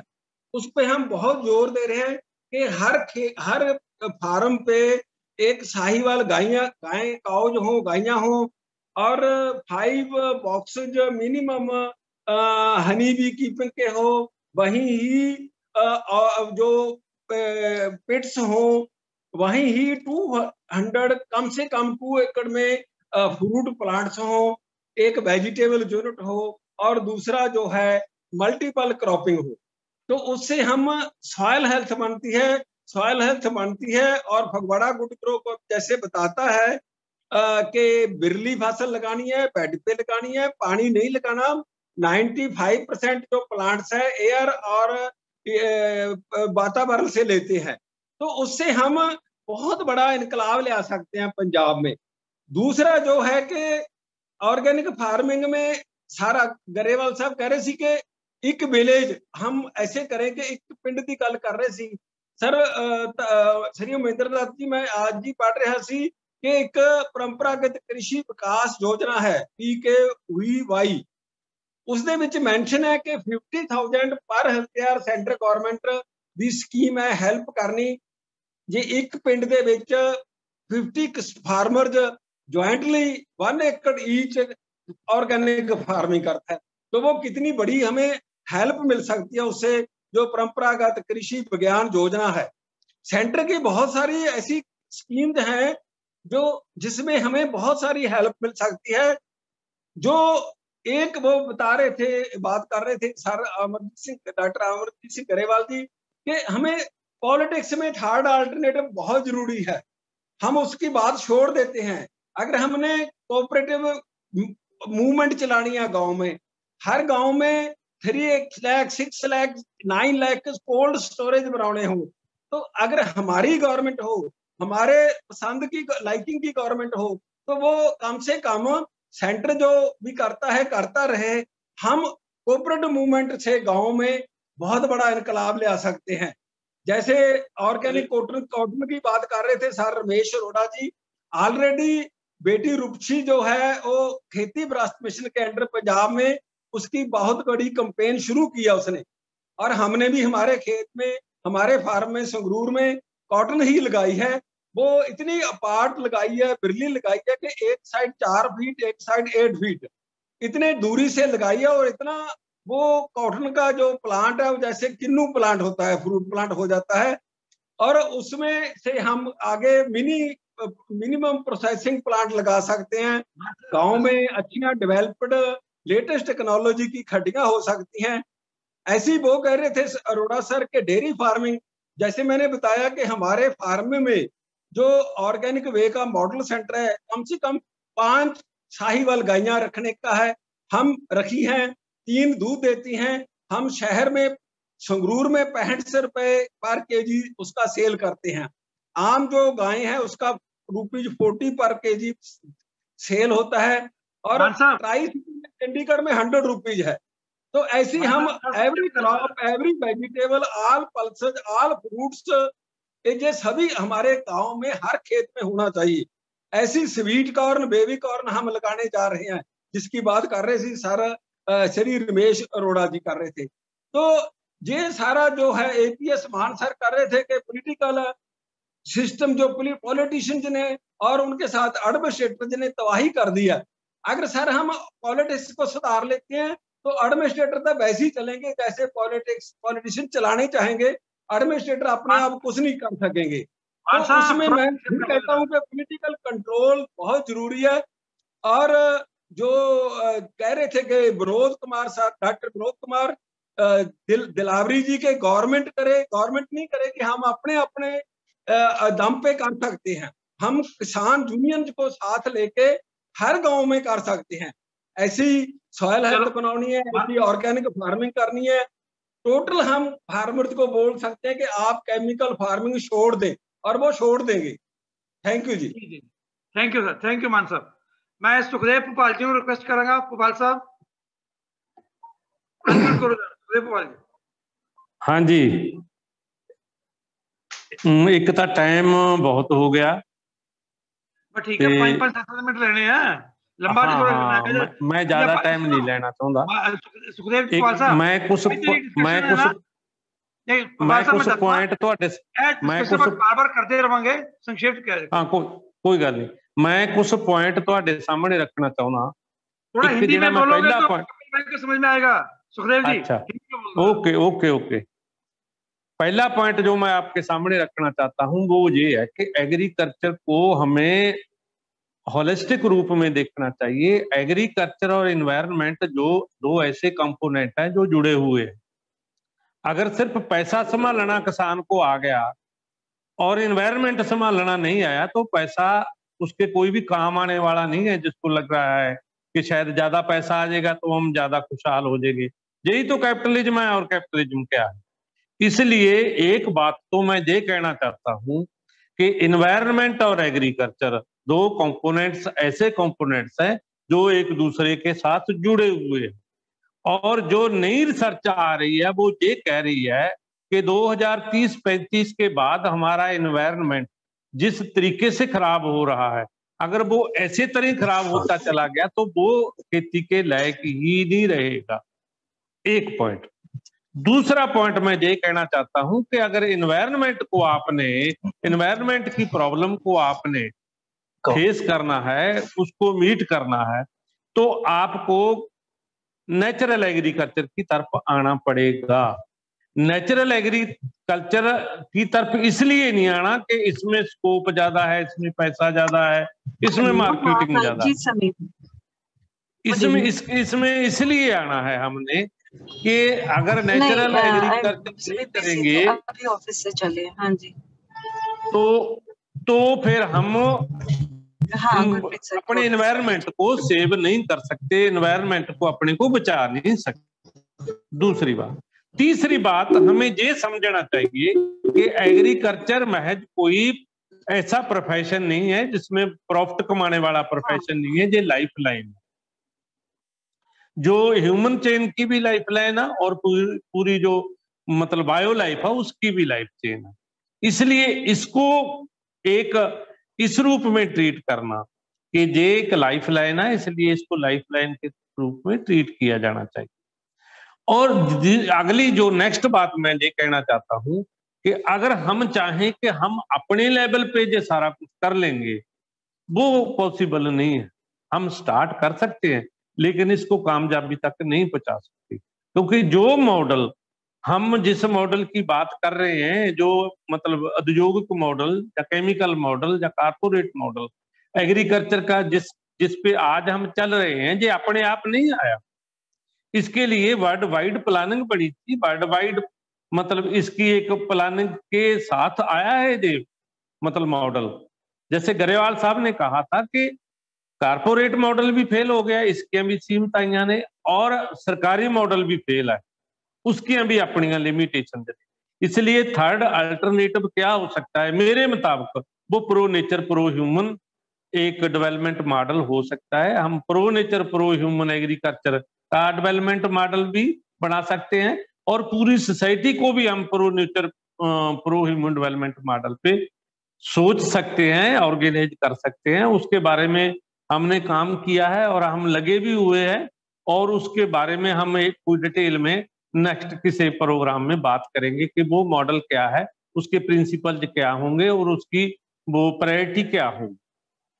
लास्ट में मैं ये कहना चाहता हूं कि जब तक लोगों में अवेयरनेस नहीं आएगी और हम एग्रीकल्चर के लिए 50% बजट सेंट्रल गवर्नमेंट का भी और स्टेट गवर्नमेंट का भी ये मतलब हम लेने में कामयाब नहीं हो सकते, तब तक हम प्रो नेचर प्रो ह्यूमन जो हमारा एग्रीकल्चर मॉडल होगा उसको आगे नहीं ले जा सकते। इसलिए एग्रीकल्चर हमारी लाइफ लाइन है, एग्रीकल्चर हमारी हेल्थ के साथ जुड़ी हुई है, एग्रीकल्चर हमारी एजुकेशन के साथ जुड़ी हुई है। हमारे को कैसी एजुकेशन चाहिए, कैसी हेल्थ चाहिए, वो हमारे को एक नए डेवलपमेंट मॉडल से मिल सकती है। क्योंकि टाइम काफी हो गया, मैं ज्यादा टाइम आपका नहीं लेना चाहता, इसलिए किसी और मीटिंग में और डिटेल में बात करेंगे। इसी क्रम को जारी रखें। जसकीरत सिंह जी लुधियाना। शुक्रिया, सभी का धन्यवाद। इंजीनियर हैं वैसे और बहुत जबरदस्त एनवायरनमेंट के एक्टिविस्ट है। जसकीरत सिंह। थैंक यू जी अपॉर्चुनिटी वास्ते, बहुत अच्छा लगा सुन के, बड़े अच्छे आइडियाज दिए गए। एक आइडिया जो मुझे बड़ा मतलब स्पेशल लगा, जो बहुत खास लगा, जिस पे लगा कि प्रैक्टिकली हम चल सकते हैं, वो पुनीत जी का आइडिया जो कोऑपरेटिव्स वाला था। आइडिया बहुत बार सुना है पर मेरे ख्याल से उन्होंने काफी इंटरेस्टिंग मतलब उसकी इनसाइट्स जो हमको बताई हैं वो उस पर शायद बिल्ड कर सकते हैं हम। तो एक चीज जो मुझे लग रही है। बाकी दूसरी बात यह है कि अब किसान मोर्चा और जो चल रहा है सारा कुछ, उसमें माहौल तो कुछ ऐसा हो गया कि अब ये सारी चीजें ऐसा लगता है कि हम एग्जाम की तैयारी बाद में कर रहे हैं, एग्जाम हमारा पहले हो गया। पर चलो फिर भी कोई बात नहीं, पढ़ाई कभी भी कर सकते हैं, कोशिश करते रहना हमारा काम है। तो मेरे ख्याल से एक पुनीत जी वाली बात जो कोऑपरेटिव वाली, और एक जो गवर्नेंस की बात भी मेरे ख्याल पुनीत जी ने ही बोली कि हमारी पंजाब की गवर्नमेंट में जो ब्यूरोक्रेट्स हैं वो गवर्नमेंट जो सेंट्रल गवर्नमेंट है वहां पे जाके कोई स्कीम्स नहीं लेके आते या वहां पे जाके कोई मेहनत नहीं करते ज्यादा। वो बात सच है, पर हम उसको चेंज कैसे कर सकते हैं और उस पर कैसे काम कर सकते हैं, चीजें बहुत हो जाती हैं जी। एक पार्ट है टेक्नोलॉजी वाला पार्ट। जैसे पीछे मैंने सुना कि एक वट्टा वाला झोना आया जी, पानी बचा रहा है, एनवायरनमेंट का बहुत फायदा कर रहा है। वो एक टेक्निकल इंटरवेंशन है, एक टेक्निकल सोल्यूशन है। ऐसे ही एक मल्चिंग वाली कणक की गल सुनी है, कुछ होर ऐसा नहीं आप सुनते रहने हैं, बहुत अच्छी गल है, बहुत वधिया गल है, वो टेक्निकल इंटरवेंशन है। और टेक्निकल तक किसान कर लेगा खुद अपने आप, बाकी पर फिर भी एक लार्ज स्केल ਤੇ ਜਿਹੜਾ ਹੈ ਜਿਵੇਂ ਉਹਨਾਂ ਦੀ ਮਾਰਕੀਟਿੰਗ ਕਿੱਦਾਂ ਆਰਗੇਨਾਈਜ਼ ਹੋਵੇ, ਉਹਨਾਂ ਦਾ ਗਵਰਨੈਂਸ ਦਾ ਕੀ ਸਟਰਕਚਰ ਹੋਵੇ, मेरे ख्याल वो तो ऑर्गेनाइजेशन ही कम कर सकती हैं या इंस्टीट्यूशन ही कम कर सकते हैं। सो मैनू जो जिन्नी की गल समझ आई जी मैं वो तुहानू दस रहा, बाकी मेरा छोटा जिहा कई इंटरवेंशन है। ਆਪਾਂ ਇੰਦੀ ਚਰਚਾ ਨੂੰ ਚਲਾਉਂਦੇ ਰਵਾਂਗੇ ਔਰ ਤੁਹਾਡੇ ਵਰਗੇ ਵਿਅਕਤੀ ਦਾ ਵੀ ਬਹੁਤ ਵੱਡਾ ਰੋਲ ਹੈ। ਤੁਸੀਂ ਕਿਉਂਕਿ ਇੱਕ ਅਲੱਗ ਹਟ ਕੇ ਪਰਸਪੈਕਟਿਵ ਦੇਣ ਵਾਲੇ ਹੋ, ਐਸਾ ਹੈਗਾ। ਤੁਹਾਡੀ ਕੋਈ ਬੈਕਲੌਗ ਨਹੀਂ ਹੈਗਾ ਐਗਰੀਕਲਚਰ ਦਾ ਤੁਹਾਡੇ ਤੇ। ਸੋ ਬਹੁਤ ਧੰਨਵਾਦ ਜਸਕੀਰਤ ਜੀ। मैं अपने जो 2 किसान ने 3 किसान ने हूं ऑर्गेनिक फार्मिंग वाले, बलजीत कंग बोलो जी अनम्यूट करके की कहना है संक्षेप। बलजीत कंग। हाँ जी, मेरी तरफ से सभी को पहले सत श्री अकाल जी। तो आज की जो चर्चा सुनी है उसमें काफ़ी आई ओपनिंग बातें मैंने सुनी है जो शायद पहले मेरे कभी दिमाग में नहीं आई थी। लेकिन इसके साथ साथ जो मैं ये बात सोचता हूँ कि ब्यूरोक्रेसी जहाँ जो हमारे सरकारी लेवल पे जो भी बातें करने वाली हैं, अगर हम उसका स्टार्टिंग एक छोटे लेवल से कर लें, क्योंकि हमेशा जनता ही सरकार की नीतियों को चेंज करने की क्षमता रखती है। तो मेरा ख्याल है कि अगर हम अपने जो फार्मर है, छोटे लेवल के फार्मर हैं, उनको हम थोड़ा सा ढंग से उनको उनका साइकोलॉजिकली उनको इस चीज़ में चेंज कर सकें, क्योंकि आज का सबसे बड़ा प्रोस्पेक्ट है कि इकोनॉमिक्स। अगर हम उनकी इकोनॉमिक्स को प्रॉपर बाइबल ढंग से सेट कर दें, उसके बारे में मेरे पास काफ़ी विचार हैं, क्योंकि मेरा पिछले 10 साल से मैं इसी बात के ऊपर ही काम कर रहा हूँ कि ज़्यादातर लोग आज ये बात कर रहे हैं कि ऑर्गेनिक फार्मिंग में इनपुट्स का जो महत्व है उसको ज़्यादा प्रमोट कर रहे हैं। लेकिन मेरी 10 साल की प्रैक्टिस में मैंने नो इनपुट्स के ऊपर काम करके उसके बेटर रिजल्ट लिए हैं। जैसे अभी एक किसी सर ने ये बात बोली थी कि फगवाड़ा इनोवेटिव फार्मर्स का उनका है कि वो एक बेड के ऊपर प्लांटेशन करते हैं और उसमें पानी की बचत है, उसमें रिसोर्सेज की बचत है। तो मेरा जो 15 साल का बेड के ऊपर ही एक्सपीरियंस है, जिसमें मैंने नो इनपुट्स के ऊपर ही काम किया है। तो इसमें काफी चीजें ऐसी हैं कि जिसमें सबसे बड़ी बात तो यही है कि इकोनॉमिकल लेवल है जो किसी भी फार्मर का जी उसको राइज अप कर सकती है और कर रही है। मैंने इसका प्रैक्टिकल सारा कुछ किया है और मैं बिना लेबर के ही काम कर रहा हूँ और मेरे पास 4.5 एकड़ है। तो उसमें अगर इकोनॉमिक्स की बात करूँ तो काफी अच्छी इकोनॉमिक्स जो नॉर्मल एक मोनोकल्चर में उससे 4 से 5 गुना मैं अकेला करता हूँ। अगर उसमें हम जो कोलैबोरेट कर सकें, उसमें हम और छोटे छोटे जो है टूल्स है जहाँ अपनी लेबर को मैनेज कर सकें, तो मेरे ख्याल से उसको हम 8-10 गुना उसको ज्यादा प्रोडक्टिविटी बढ़ा सकते हैं। और एक दूसरी बात है कि हमें एरिया वाइज जो है अपनी जो क्रॉप डाइवर्सिटी है उसको एरिया वाइज और उसके फार्मर है उसकी नेचर के अकॉर्डिंग सेट करना चाहिए। हमें उसको यूनिवर्सल नहीं करना चाहिए। यूनिवर्सल वो हो सकते हैं कि ये चीजें एक खास रीजन में होती हैं तो हम उसको कर सकते हैं, लेकिन उसके साथ साथ में हमें उन किसानों फार्मर्स को भी पहचान करनी पड़ेगी जो उस चीज को प्रॉपरली एक पैशन के साथ कर सकें। ये भी सबसे बड़ा एक जरूरी है मुद्दा है। और साथ में जो जैसे है कि हेलो, आप जोड़ दो जल्दी जोड़ दो। हाँ ठीक है। तो जैसे इसमें साथ में बात हुई थी कि हमें ये भी थोड़ा रिकॉग्नाइज करना पड़ेगा कि हमारी जो इम्पोर्टेड चीजें हैं, जो एडिबल इम्पोर्टेड है, हमें उसका भी ध्यान रखना चाहिए। क्योंकि अभी सबसे बड़ा मुद्दा है कि हमारे इंडिया में इतनी ज्योग्राफिकल डाइवर्सिटी होने के बावजूद भी हम 70 to 80% एडिबल ऑयल बाहर से इंपोर्ट करते हैं, जबकि हमारा जो पूरे का पूरा रीजन है एडिबल ऑयल के लिए बहुत ही सूटेबल है। मैं स्पेशली हमारे ये नॉर्थ पंजाब की बात करूं तो उसमें मस्टर्ड और जो फ्लैक्स है वो बहुत अच्छी क्वांटिटी में होती है, बहुत जीड़ होती है, उसमें ऑयल कंटेंट भी काफ़ी अच्छा होता है। और पूरे इंडिया से हमारा ये जीड़ और ऑयल कंटेंट ज़्यादा निकलता है, लेकिन पंजाब के फार्मर्स को इसकी तरफ हम प्रमोट ही नहीं कर पाए। ठीक। और दूसरी बात एक बीच में आई थी कि हम जम्मू कश्मीर की वहाँ से उनको क्यों नहीं वहाँ सप्लाई करते। तो मेरा पर्सनल एक्सपीरियंस है कि जम्मू कश्मीर में डिमांड और वहाँ की प्राइसेस जो है इतनी ज़्यादा है कि हम अगर उनको ही फीड करना शुरू कर दें तो पंजाब के फार्मर, पूरे के पूरे फार्मर, मैं सभी की बात कर रहा हूँ, चाहे वो केमिकल में चाहे ऑर्गेनिक में, तो सभी अगर हम जम्मू कश्मीर को ही प्रॉपर फीड कर दें तो हमारी इकोनॉमिकल हम काफ़ी अच्छी पोजीशन में आ सकते हैं। तो बहुत सारी स्टेटें ऐसे हैं, लेकिन हमें सबसे पहले बॉटम से हमें इस चीज़ के ऊपर ध्यान देना पड़ेगा कि हमारी क्षमता क्या है। तो उसी हिसाब से अगर हम छोटी छोटी ग्रुप्स के में इसको मैनेज कर लें कि वैल्यू एडिशन वाला भी बात हो जाए, डाइवर्सिटी भी according to region, according to farmer nature, उसके हिसाब से कर लें तो हमें इसके अच्छे रिजल्ट मिल सकते हैं। Thank you. हेलो, हाँ जी, मेरी आवाज आ रही है जी?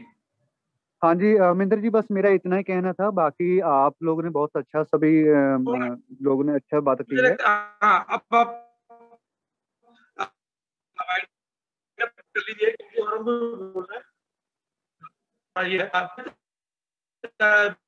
बलविंदर सिंह जय सिंह, बलविंदर जी की कहना है? बलविंदर जी कुछ कहना है? बलविंदर सिंह जय सिंह वाला, जगतार तालीवाल, चलो ऐसे उन्होंने कह रहे। रूपसी कुछ कहना है? मुझे कुछ कहना है। यहाँ पे ज्यादातर बात खेती और किसानों की हुई है, पर बीच बीच में गांव की बात आई है। अमरजीत ग्रेवाल जी ने किसानों के अलावा बात खूब की है भैया। सबसे पहले मैं बोल रही हूँ कि गांव की बात आई है। और मेरा जो अभी तक का पिछले 1-1.5 साल का थोड़ा सा एक्सपीरियंस है, उसमें पंजाब के आर्टिजन्स के साथ काम किया है, तो उसमें मुझे काफ़ी उम्मीद नज़र आई है। पंजाब के बारे में ज़्यादातर यही पिक्चर पेंट की गई है कि यहाँ पे सब कुछ बर्बाद हो गया, मिट्टी, पानी, हवा, वो सच है, पर उसके साथ ही मुझे लगता है कि बहुत कुछ बचा हुआ है।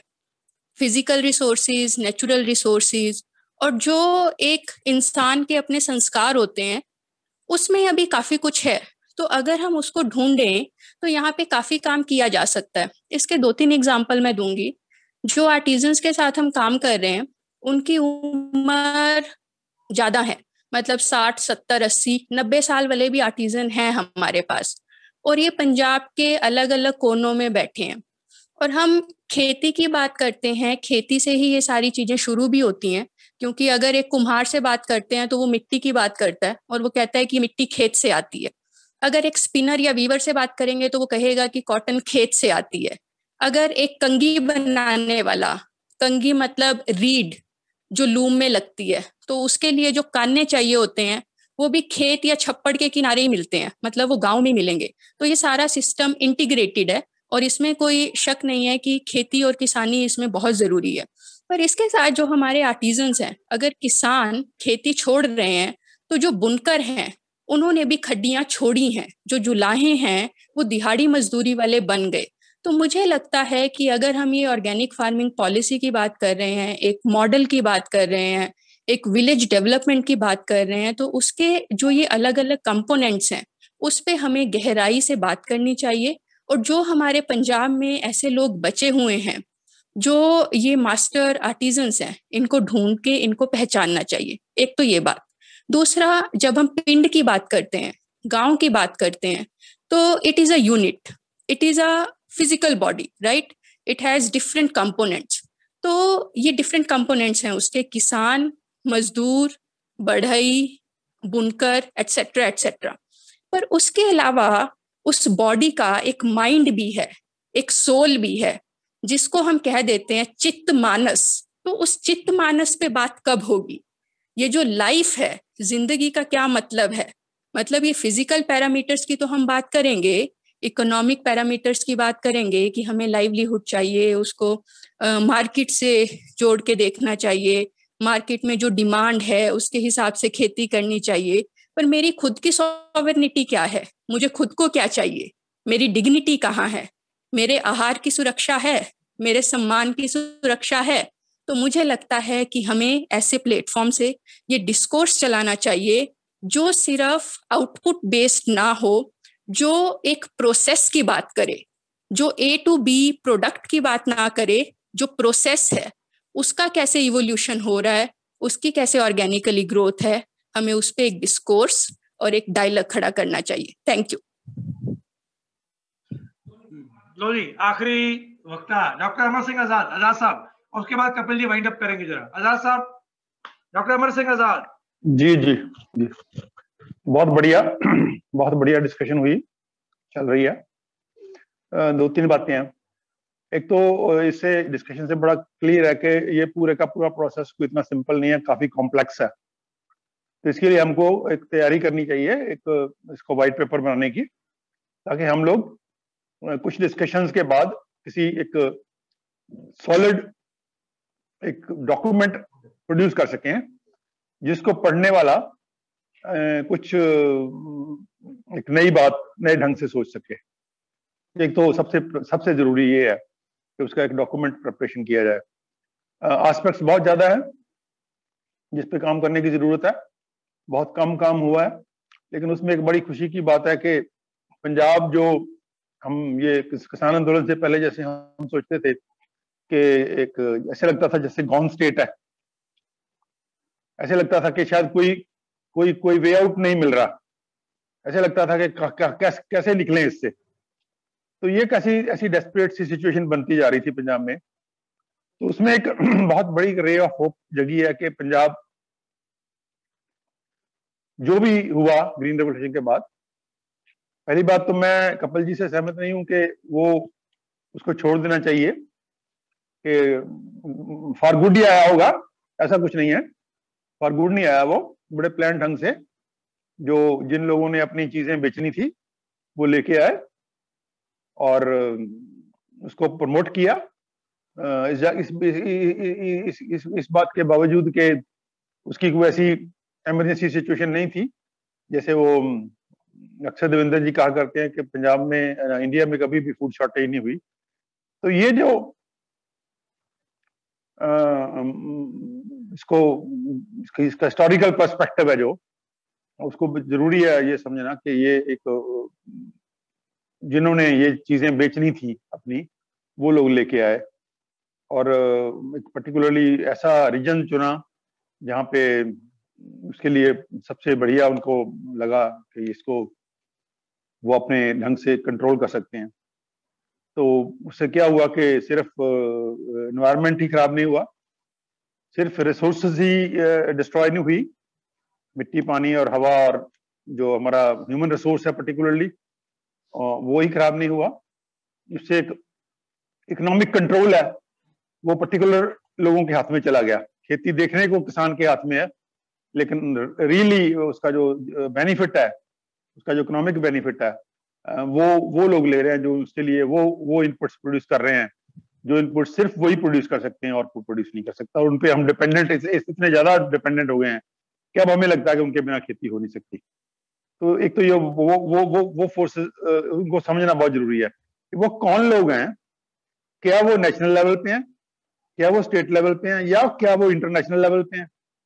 क्योंकि जब तक हम इस कैरेक्टर को नहीं समझते कि कौन है रियली इस सारे प्रोसेस में द बिगेस्ट बेनिफिटर, सबसे बड़ा लाभ किसको हो रहा है, तो वो बहुत स्पष्ट है कि वो कॉर्पोरेट हाउसेस हैं, बहुत बड़ी बड़ी कंपनियां हैं, ह्यूज देवकद जाइंट साइज कंपनीज हैं, जिनकी इकोनॉमिक पावर इतनी ज्यादा है कि अपनी इकोनॉमिक पावर के बलबूते पे उन्होंने हमारी जो गवर्नमेंट थी, जो स्टेट पावर थी, चाहे वो उसका पॉलिटिकल विंग था या ब्यूरोक्रेटिक विंग था या जुडिशियल विंग था या पुलिस थी या आर्मी थी, जो एक बफर का काम करते थे between the people and the corporates और बिटवीन द बिजनेसमैन, वो जो अभी स्टेट बफर का रोल छोड़ करके डायरेक्ट उनकी जेब में चली गई है, जिसको क्रोनी कैरेक्टर कहा जा रहा है कि उसका जो स्टेट पावर है उसका क्रोनी कैरेक्टर हो गया है।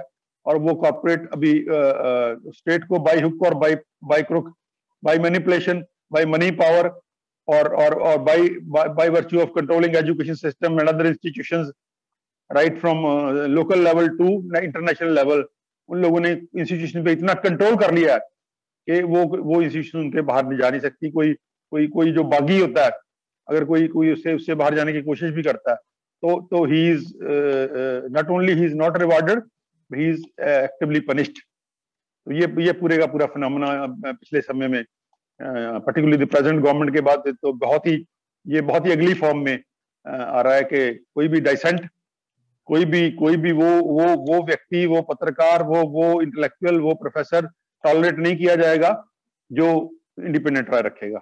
तो ये कहीं ना कहीं वो, और उसके बाद जो पूरी की पूरी पावर्स हैं उसको ऐसा इतना सेंट्रलाइज कर दिया गया है कि जो पूरे का पूरा फेडरल स्ट्रक्चर है, पूरे का पूरा कॉन्स्टिट्यूशन में जिसकी एक विजन थी कॉन्स्टिट्यूशन बनाने वालों की या उससे पहले चलाने वालों की, तो वो पूरी की पूरी डिस्ट्रॉय करके एक हाईली सेंट्रलाइज्ड, हाईली जिसके डिक्टेटोरियल और नॉन जिसको बोलते हैं tolerating type of state power, तो वो जो आ रही है उसका रियल पर्पस क्या है?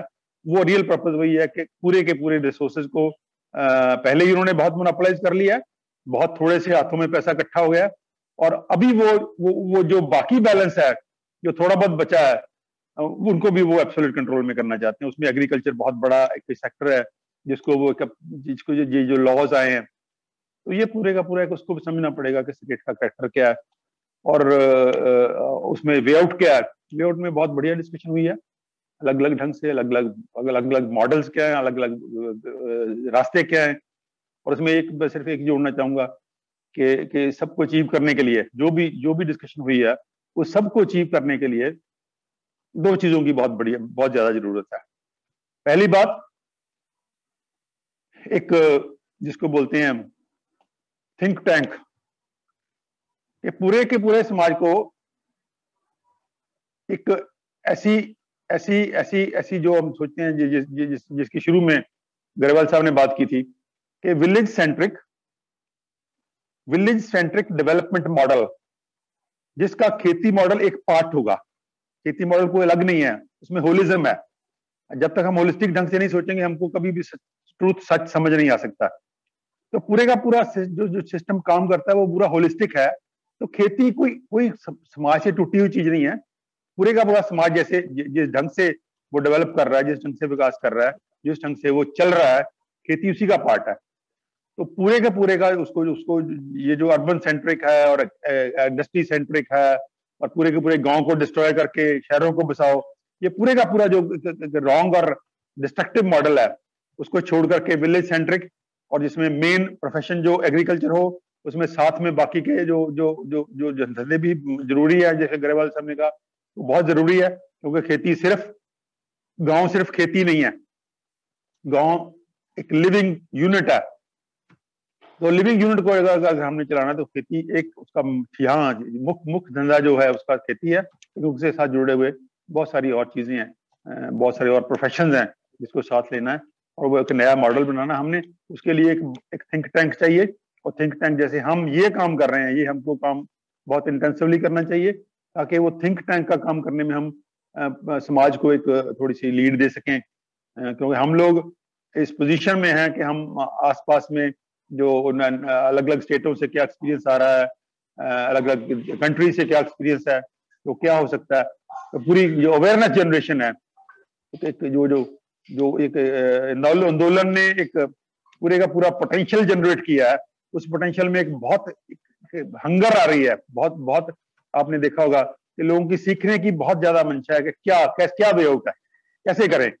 अभी जैसे पूरा आंदोलन में एक लेवल पे जाके लग रहा है कि there is no way out, कोई ना तो गवर्नमेंट उसको पीछे जा रही है, ना किसान पीछे जा रहे हैं, तो क्या वे। तो ये पूरे का पूरा कहीं ना कहीं हम लोगों का रोल बनता है कि हम लोग पूरे का पूरा हिस्टोरिकल कंटेक्स्ट में उस चीज को डेवलप करें और पूरी की पूरी अवेयरनेस जनरेशन करें, ताकि पंजाब और कंट्री के बाकी स्टेट्स वो पूरे का पूरा उस जो नॉलेज चाहिए, जो नॉलेज बैंक चाहिए, वो नॉलेज बैंक हमको क्रिएट करना चाहिए। और दूसरी बात है ऑर्गेनाइजेशनल पावर, कि किसानों की जैसे ये ऑर्गेनाइजेशनल पावर अभी विजिबल हुई है, जो साल पहले लगती थी कि बहुत स्कैटर्ड है, अभी वो एक ऑर्गेनाइज हुई है, तो that is a wonderful phenomena, जिसको हमको बहुत ही खुशी की बात है।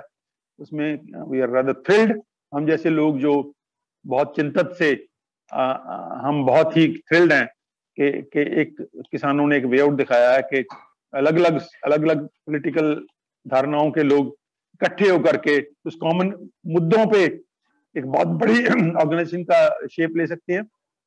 और अब किसानों से उठ करके उसमें मजदूर और एम्प्लॉइज और सारे के सारा जो कंट्री को बेचा जा रहा है, कैसे कैसे वो प्राइवेटाइजेशन सारी और सारे का पूरा जो, तो पूरा वो भी लग रहा है कि अभी बाकी जो, तो ये कहीं ऑर्गेनाइजेशनल स्ट्रेंथ, चाहे वो प्रोफेशन बेस्ड ऑर्गेनाइजेशंस हैं या उसका पॉलिटिकल जो, जैसे डॉक्टर मान ने कहा कि पॉलिटिकल जो अल्टरनेटिव है, उसके लिए भी हमको लड़ना है, क्योंकि उसके बिना ये जो इतने लोग पावरफुल हैं, जितनी इनकी जो पूरी की पूरी कहीं ना कहीं पॉलिटिकल पावर इन लोगों ने मोनोपोलाइज कर लिया है पैसे के बेस पे, और मनी सेंट्रिक हो गया सारा इलेक्शंस और सारी पॉलिटिकल पार्टीज और एमएलए को खरीदना और एमपीज को खरीदना और ये सारे का सारा, तो ये कहीं ना कहीं उसके लिए एक पॉलिटिकल अल्टरनेटिव के पे भी काम करते रहना चाहिए साथ साथ। तो ये मुझे लगता है काफी ज्यादा हमारे पास इश्यूज हैं जिसके ऊपर हमको पेपर तैयार करना चाहिए।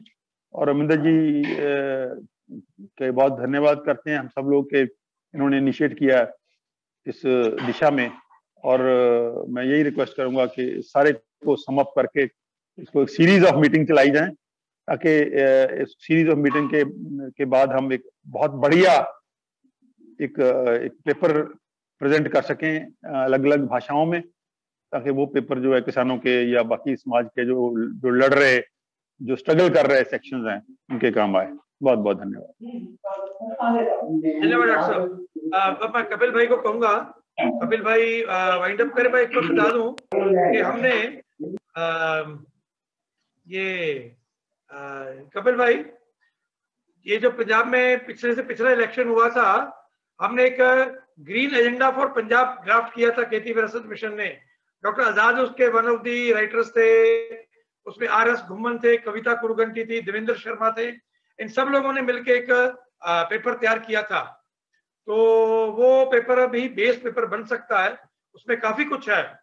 तो मैं ये कहूँगा जो अमरजीत गरेवाल जी ने अब लिखा है, इन सब जो पुराना डॉक्यूमेंट्स ऑलरेडी लोगों ने प्रिपेयर किए हैं, उन सबको कलेक्ट किया जाए, इकट्ठा किया जाए, और फिर मिलके कुछ चीजें खड़ी की जाए। कुछ पुरानी चीजें लेंगे, कुछ नई भी आएंगी। तो बस हमारे में विक्की सिंगल जी शायद हैं। विक्की जी कुछ बोलना है आपको? विक्की सिंगल जी हमारे में एक इंडस्ट्रिस्ट भी है। विक्की जी कुछ बोलना है? शायद कनेक्शन है, ढीला है। Anyhow over to Kapil भाई। उससे पहले, कपिल भाई से पहले अगर गरेवाल जी ने कोई 2 लाइनें बोलनी हो तो गरेवाल जी कुछ बोलनी है दोबारा 2 लाइनें? नहीं तो कपिल भाई के पास। कपिल भाई आपके पास, शुरू कीजिए। समय हो चुका है। बहुत ही अच्छा लगा मुझे भी यहाँ से रहते हुए पंजाब के इन सारे मित्रों और बुद्धिजीवियों के साथ बात करना। और मैं इतना ही स्पष्ट कह दूं कि अमर सिंह आजाद साहब ने जो अंत में कहा उससे मैं बिल्कुल सहमत हूँ। मगर जब दूर से रहते हैं तो पता नहीं, सीधा किसी को पब्लिकली क्रिटिसाइज कर देना उतना मुझे ठीक नहीं लगा था। इसलिए मैंने ये कहा था कि शायद उस समय तो जरूरत थी, ऐसा मान के भी चले। सब जानते हैं क्या उसका हिस्ट्री रहा है। उसको उस बात को छोड़ते हुए मुझे ये कहना है कि हम इन सारी चीज को एक कॉम्प्लेक्स सिस्टम जिसमें रूरल सेंट्रिक, किसान सेंट्रिक और एक नई व्यवस्था की बात जो कर रहे हैं वो इतना आसान नहीं है। दुनिया भर का इतिहास भी हम देखें तो वॉर के बाद ही यूरोप में कुछ विजडम आया है, अमेरिका में आज कोई विजडम नहीं आया। तो एक लंबा समय जाएगा और हर चीज में एक साथ में काम उठाना, दृष्टि भले ही हो, एक कलेक्टिव होलिस्टिक हमारा एजेंडा भले ही हो, जिसमें जो बात ग्रेवाल जी ने जिस लेवल पे की है वो बिल्कुल जरूरी है, जिसमें health, education, industry, economics, politics कैसा होना चाहिए से लेकर हर चीज में एक बदलाव की आवश्यकता है, उसमें कोई दो राय नहीं। और एक ही चीज में बदलाव लाने से काम नहीं होने वाला है, वो सबको पता है। फिर भी काम कहाँ से शुरू करें?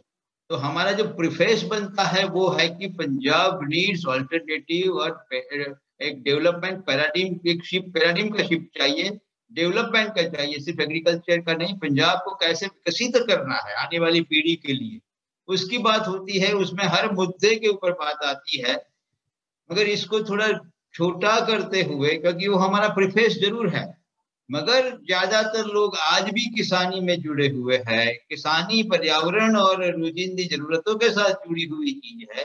तो हम पहले एक ऑर्गेनिक फार्मिंग या ऑल्टरनेटिव मॉडल ऑफ एग्रीकल्चर की बात से शुरू करें। उसी में मैंने जो शुरुआत में कहा था, उन सारी चीज जिसमें मार्केट भी आता है, स्टेट का कंट्रोल भी आता है। आज की जो स्थिति है, किसान आज भी जो आंदोलन कर रहा है वो स्टेट के पास ही मांग रहा है, क्योंकि स्टेट के कंट्रोल से वो आदि हो चुका। इन सारी चीजों में वैकल्पिक व्यवस्था करनी पड़ेगी। तो हमारे लोकल कंजम्पशन की बात होगी, लोकल प्रोसेसिंग की बात होगी। हम ऑर्गेनिक फार्मिंग भी यूरोप के आधार पर शुरू कर दे, एक्सपोर्ट के आधार पर शुरू कर दे, वो कोई लंबी बात नहीं चलने वाली। तो ये पूरा एक मॉडल है, उसके पीछे एक सोच है, वो बुनियादी सोच है। वो हर क्षेत्र में विकेंद्रित व्यवस्था, स्थानीय व्यवस्था, लोगों के हाथ में सत्ता, शिक्षा का वो तरीका, आरोग्य का वो तरीका। हम यहाँ एक नेचर केयर सेंटर चला रहे हैं, सिर्फ ऑर्गेनिक फार्मिंग की बात नहीं करते। यानी वो तो हर जगह पे खुली है, मगर वो बात खड़ी है, मगर उसको एग्रीकल्चर के ऊपर फोकस करके आगे बढ़े। हमारा दायरा भले ही जितना ही उसको खोल सके, डिस्कशन में आए, प्रेजेंटेशन में इस चीज को थोड़ा उस फोकस करना पड़ेगा, तभी थोड़ा ध्यान में आएगा, मुझे ये लगता है। दूसरी बात, ये बहस, ये जो शुरुआत बहुत अच्छी खेती विरासत मिशन ने की है, उसको हमें मेन स्ट्रीम डेवलपर्स के पास ले जानी ही पड़ेगी। उसके सिवा पॉलिसी के लेवल पर काम नहीं होगा। कुछ भी कहे, आज भी हम कम्युनिटी ड्रिवन सोसाइटी नहीं है, गवर्नमेंट ड्रिवन सोसाइटी है। तो PAU, KVKs, bureaucracy, agriculture related, ministry और सीएम, जब तक इन लोगों के पास बात नहीं पहुंचती है, मीडिया के जरिए, पर्सनल मीटिंग के जरिए बहस उठा के कैसे भी, तब तक ये मेन स्ट्रीम में नहीं आएगा। ये समय है कि हम अपने ही दायरे से, अपने ही पहले जो सर्कल है उसी से निकल के दूसरे, तीसरे और अंतिम सर्कल तक, और जो कोर है, जो इंजन के रूप में ड्राइवर की सीट में बैठे हुए हैं विकास को लेकर, वहां तक बात पहुंचानी पड़ेगी। हाउ टू एंगेज देम, वो आप स्थानीय लोग ही जानते हैं। गुजरात में हमसे ये हो पाया क्योंकि हमने सीएम के साथ सीधी बात शुरू की थी, उस समय आनंदीबेन, और जब उनके दिमाग में कुछ बैठता है तो पूरी सिस्टम उसमें कोऑपरेट करने लग जाती है। और दूसरी बात, वो थोड़े लोगों को बुद्धिजीवियों के बीच में न हो, वो आम जनता के बीच में हो। मेरा कहना यह है कि एक, जैसे आजाद साहब ने बताया और पहले हमारी 2 मीटिंग में भी कुछ तय हुआ है कि एक हर विषय का एक व्हाइट पेपर निकलना चाहिए, अनचैलेंजेबल होना चाहिए, जिसमें दिशा दर्शन हो, और उसी को लेकर सारे पंजाब में 8-10 जगह पर पब्लिक कंसल्टेशन होने चाहिए। ये एक हमारा थीम पेपर है। अब आप पंजाब के लोग, हम पंजाब के लोग क्या चाहते हैं कि किसानी किस दिशा में ले जानी है, इससे जो वातावरण पूरे पंजाब में बनता है, और फिर वहां आके हमारे एमएलए, ब्यूरोक्रेट्स, एग्रीकल्चर ऑफिसर भी कहने लगेंगे कि हाँ ठीक है ठीक है ठीक है। तो ये बहुत सारे लोग तो फैन सीटर्स हैं, ये समय है कि उन फैन सीटर्स को अपनी तरफ लेके आए, तो उसके लिए कुछ कोशिश करनी पड़ेगी। बहुत अच्छे अनुभव भी रहे हैं जो कमलजीत जी ने बताए, तो वो भी काम के हैं। हम कुछ इस स्थिति में दो लेवल है मुझे सीधे लगते हैं। एक, गवर्नमेंट के लेवल के ऊपर पॉलिसी की दिशा में सोच को ले जाई जा सके, और दूसरा ग्राउंड लेवल पे ज्यादा से ज्यादा किसान संगठन, उनके पास इस दिशा में एक वैकल्पिक मॉडल के ज्यादा से ज्यादा सक्सेस स्टोरी खड़ी करते रहे। कुछ ज्यादा ट्रेनिंग हो सकते हैं। इस आंदोलन में मैं गया हूं तो मैंने देखा है कि किसान कह रहे हैं कि अब ऑर्गेनिक फार्मिंग के तरफ जाना पड़ेगा। इसका मतलब ये कि किसान अब सोचने लग गया कि कॉर्पोरेट वो सिर्फ जियो से और अदानी से और ये सिर्फ साइलो से और एपीएमसी और बाजार से तय नहीं होता है। कॉर्पोरेट तो जहां से बीज और रासायनिक खाद खरीदते हैं, जहां पानी जहां से लेते हैं, हर जगह पे कॉर्पोरेट। तो कॉर्पोरेट फ्री एग्रीकल्चर, ऐसा करके हम क्या उसको ऑर्गेनिक फार्मिंग की दिशा में ले जा सकते हैं, जिसको हम स्वदेशी कहे, स्वावलंबी कहे या आत्मनिर्भर कहे, कुछ भी कहे। किसान अब अपने आप पे छूटना चाहता है। जो उसकी जो एक उलझन है, अपनी एक तड़पन है मुक्ति की, उस मुक्ति को हम सही रूप में, सही मुक्ति क्या होती है गांव और किसान की, उस दिशा में इस सोच को ले जाए। आपने बीच में कहा था कि अमूल के बारे में, अमूल एक अच्छा मॉडल है, कोई डाउट ही नहीं, मगर वो 5 से 50 साल पहले जिन लोगों ने उसकी नींव डाली, वो उसका आज असर। आज अगर गुजरात में भी अमूल नया खड़ा करना है तो नहीं हो पाएगा वो, क्योंकि पॉलिटिशियन वहीं पे घुस गए। वो एक मर्यादा, मगर एक पूरा सिस्टम चल चुका है, अंदर भी बहुत करप्शन है। हर कोऑपरेटिव शुगर और मिल्क की पॉलिटिसाइज हो चुकी, हम जानते हैं उसकी क्या स्थिति करके रखी। तो उसके ऊपर एक सिस्टम चला है, वो अलग बात है, उसमें जरूर सीख सकते हैं। पॉलिटिक्स को दूर रखते हुए कम्युनिटी बेस्ड, जो ग्रेवाल साहब ने ठीक से कहा था, न तो हमें स्टेट चाहिए न तो कॉर्पोरेट चाहिए, आज तो दोनों का मेल ही हो चुका है। कम्युनिटी बेस्ड सिस्टम कैसे बने, उसके ऊपर शुरुआत फार्मिंग से करें, क्योंकि मेरा ये विषय है। और जो रूपसी जी ने कहा, तो फार्मिंग के साथ आर्टिजन्स और रूरल प्रोसेसिंग को भी ले जाना चाहिए। वो अलग नहीं है, कपड़ा बनाना या, क्योंकि वो सारा एग्रीकल्चर बेस्ड सिस्टम था, वो वैल्यू एडिशन के बिना एग्रीकल्चर टिक ही नहीं सकता है। वैसे ही एग्रीकल्चर इनपुट के बारे में बहुत बड़ा पोटेंशियल है। वो जो मेरा एक आर्टिकल है जो डाउन टू अर्थ में थोड़ा ब्रीफ होके छपा है, आप सबको भेजा है, उसमें मैंने 2 क्षेत्र और भी लिखे हैं। कृषि, production of produce, farm produce, input का कितना बड़ा पोटेंशियल है, बहुत बड़ा पोटेंशियल है। आप चारे की खेती से लेकर गोबर गैस का management, bio fertilisers, bio control agents, कितनी बड़ी ताकत एम्प्लॉयमेंट की है। वैसे ही फार्म प्रोड्यूस का प्रोसेसिंग का भी उतना ताकत है। तो इन सारी चीजों को जोड़ दे तो पूरा पंजाब नए तरीके से खड़ा हो सकता है, और वहीं से वैल्यू सिस्टम, कल्चर, सब कुछ आ जाएगा। कुछ ज्यादा कह दिया, माफ कीजिएगा। इस बहस को चालू रखनी चाहिए, आप ही महेंद्र दत्त उसको समापन कीजिए, आगे कैसे ले जाना है। और हम चाहते हैं कि एक एक सेक्टर के ऊपर बात हो, और फिर इन सारी चीजों का प्रेशर मेन स्ट्रीम में आना चाहिए। धन्यवाद। जी धन्यवाद। देखिए, इसकी शुरुआत जरूर खेती विरासत मिशन ने की है, पर ये जो पूरा प्रोसेस है ये खेती विरासत मिशन के नाम पर नहीं चलाएंगे। हम कलेक्टिव हैं, इसमें और भी संस्थाएं हैं, हमारे सुखदेव भाई साहब हैं, सुखदेव सिंह भोपाल भाई साहब हैं, हमारे डॉक्टर मान हैं, अन्य लोग हैं। खेती विरासत मिशन का एक अपना वो है, तो ये कलेक्टिव। और मैंने एक नाम सजेस्ट किया है, अभी चैट में लिखा है मैंने, जस्ट वो अल्टरनेटिव एग्रीकल्चर करके हम कलेक्टिव होंगे। आप नया नाम भी सजेस्ट कर सकते हैं, अंतर्गत ये पूरा अभियान चलाएंगे, मिलके चलाएंगे। और आपकी कनेक्टिविटी पुअर है, ठीक से सुनाई नहीं दे रहा।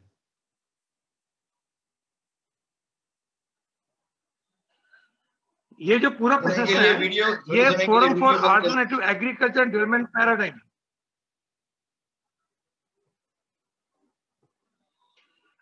ये जो पूरा प्रोसेस है ये हम कलेक्टिव चलाएंगे, खेती विरासत मिशन के अकेले पे नाम पर नहीं चलाएंगे। इसीलिए जो ऑल ऑर्गेनाइजेशंस भी हैं, ऑल लोगों को भी जोड़ना है, तो एक कॉमन न्यूट्रल ऐसा फोरम हम बनाते हैं, forum for alternative agriculture and development paradigm, ऐसा मैंने नाम एक सजेस्ट किया है। आप लोग सब तय करेंगे, हम मिलके काम करेंगे और एक इसको कहना चाहिए कलेक्टिवली लीड करेंगे हम इसकी। और ये प्रोसेस जारी रखेगा। ये जो आज की मीटिंग है, वो जो हमने कुदरत उत्सव हम कर रहे हैं 26-27 डेवलपमेंट पैराडाइम और अल्टरनेटिव एग्रीकल्चर मॉडल पे डिस्कशन है, लगातार 2 दिन उस पर डिस्कशन है। तो हुआ ये है कि अपना अभी थोड़ा असमंजस या निर्णय वाली बनी है फिलहाल थोड़ी सी, लेकिन वो ना भी बनती तो भी हमने ये मीटिंग करके कम से कम हमने ये सोचा था कि हम जो 15-20 लोग हैं, हम लोग एक विचार पर आ जाएं, एक मंच पे आ जाएं। फिर वहां कल्पना ये थी कि कुदरत उत्सव में एक बड़ा सेशन, ओपन सेशन करते हैं, आम पब्लिक भी बैठती है उसमें, 100, 150, 200, 300 लोग आते, और बाद में चुने हुए 25, 30, 35 लोगों के साथ एक राउंड टेबल जो मीटिंग है वो लगातार एक अलग बैठक में चलती, जहां आप सभी लोग और कुछ और भी लोग जुड़ सकते हैं, जो फिर हम कुछ ना कुछ डिस्कशन वाइज करते और एक पेपर तैयार करने का प्रोसेस। उनकी कार्यक्रम पर अनिश्चितता के बादल छाए हैं। अभी शाम को जो पंजाब के मुख्यमंत्री जी ने नई हिदायत जारी की है, तो कल हम फैसला पाएंगे, कल शाम को या परसों सुबह तक तो पता चलेगा। परसों सुबह तक कार्यक्रम हो रहा नहीं हो रहा, बुक है, कपिल भाई आ रहे हैं। अब अगर वो प्रतिबंधी लग गया, सारा कुछ हो गया, तो फिर कपिल भाई नहीं आ पाए। 2 ही बातें हैं, अगर कार्यक्रम हुआ तो कार्यक्रम हम इस विषय को आगे बढ़ाएंगे, नंबर 1। नंबर 2, केस कार्यक्रम नहीं रहता तो हम जूम के ऊपर इस प्रोसेस, हम में से कुछ लोगों को जिम्मेदारी लेनी पड़ेगी कि मैं अलग सेक्टर्स में पेपर तैयार करता हूं, कुछ विषयों पे काम शुरू करता हूं, तो वो पेपर तैयार करने का काम कुछ छोटे डिस्कशन पे, अभी छोटे डिस्कशन पेपर्स बनाए जाएं, तो उसमें से फिर बातचीत आगे निकले तो वो अच्छा रहेगा। और अमरजीत पेपर को भी हम सर्कुलेट करेंगे, पहले एजेंडा पर था, हम उसको, इसके अलावा और अगर कुछ लोगों ने कुछ सुझाव हो तो हम ओपन है। ये प्रोसेस ऐसे जारी रहेगा। और अगली बैठक जो है हम, क्योंकि हमारा मेला तो शुरू होना 26 तारीख को और आज तारीख है 19, तो अभी पूरा 1 हफ्ता पड़ा है, तो हम एक बार 3 दिन बाद का एक समय तय करते हैं, 23 तारीख कि 23 तारीख को हम एक बार दोबारा मिलते हैं इसी काम के लिए। और बीच में जो लोग आज जुड़े हैं उन्हीं को रखेंगे, सिर्फ 1-2 लोग नहीं जुड़ पाएंगे, और जिनको हम इसकी रिकॉर्डिंग शेयर करेंगे कि रिकॉर्डिंग सुन के वो ज्वाइन करें, उनको मालूम हो क्या चला है, अचानक हवा में से बात ना आ जाए। आप सभी को भी इसकी रिकॉर्डिंग शेयर कर दी जाएगी। और ये मैंने अपनी से निवेदन करना था। अगर कुछ वाइंड अप करते हुए गरेवाल जी, अमरजीत गरेवाल जी, कोई टिप्पणी करनी है आपको? गरेवाल साहब? वो नहीं है शायद। नहीं, तो मुझे लगता है कि नहीं कोई बात नहीं। हेलो हेलो, हाँ जी हाँ जी थैंक यू। हाँ जी, नहीं थैंक यू सो मच, बड़ा अच्छा लगा मेरे को, वेरी नाइस। ठीक है ठीक है। तो अब हम इसको यही इस बैठक को समाप्त करते हैं और हम 23 तारीख को दोबारा इसी समय जुड़ेंगे एक बार, और तब तक तय हो चुका होगा कि हमारा कार्यक्रम 26 को हो रहा है या नहीं हो रहा, तो तब फिर आगे की योजना बनाएंगे कैसे। ये प्रोसेस जरूर चलाना है। पंजाब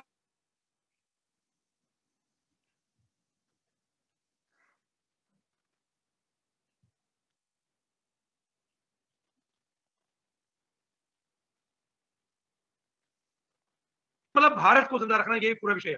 तो इस पूरी मॉडल थोपा की बात लगातार करते रहेंगे। आप सभी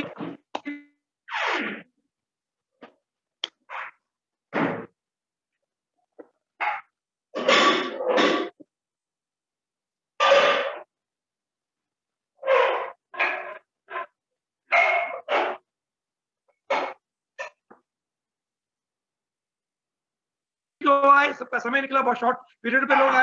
डॉक्टर एपीएस मान, धन्यवाद।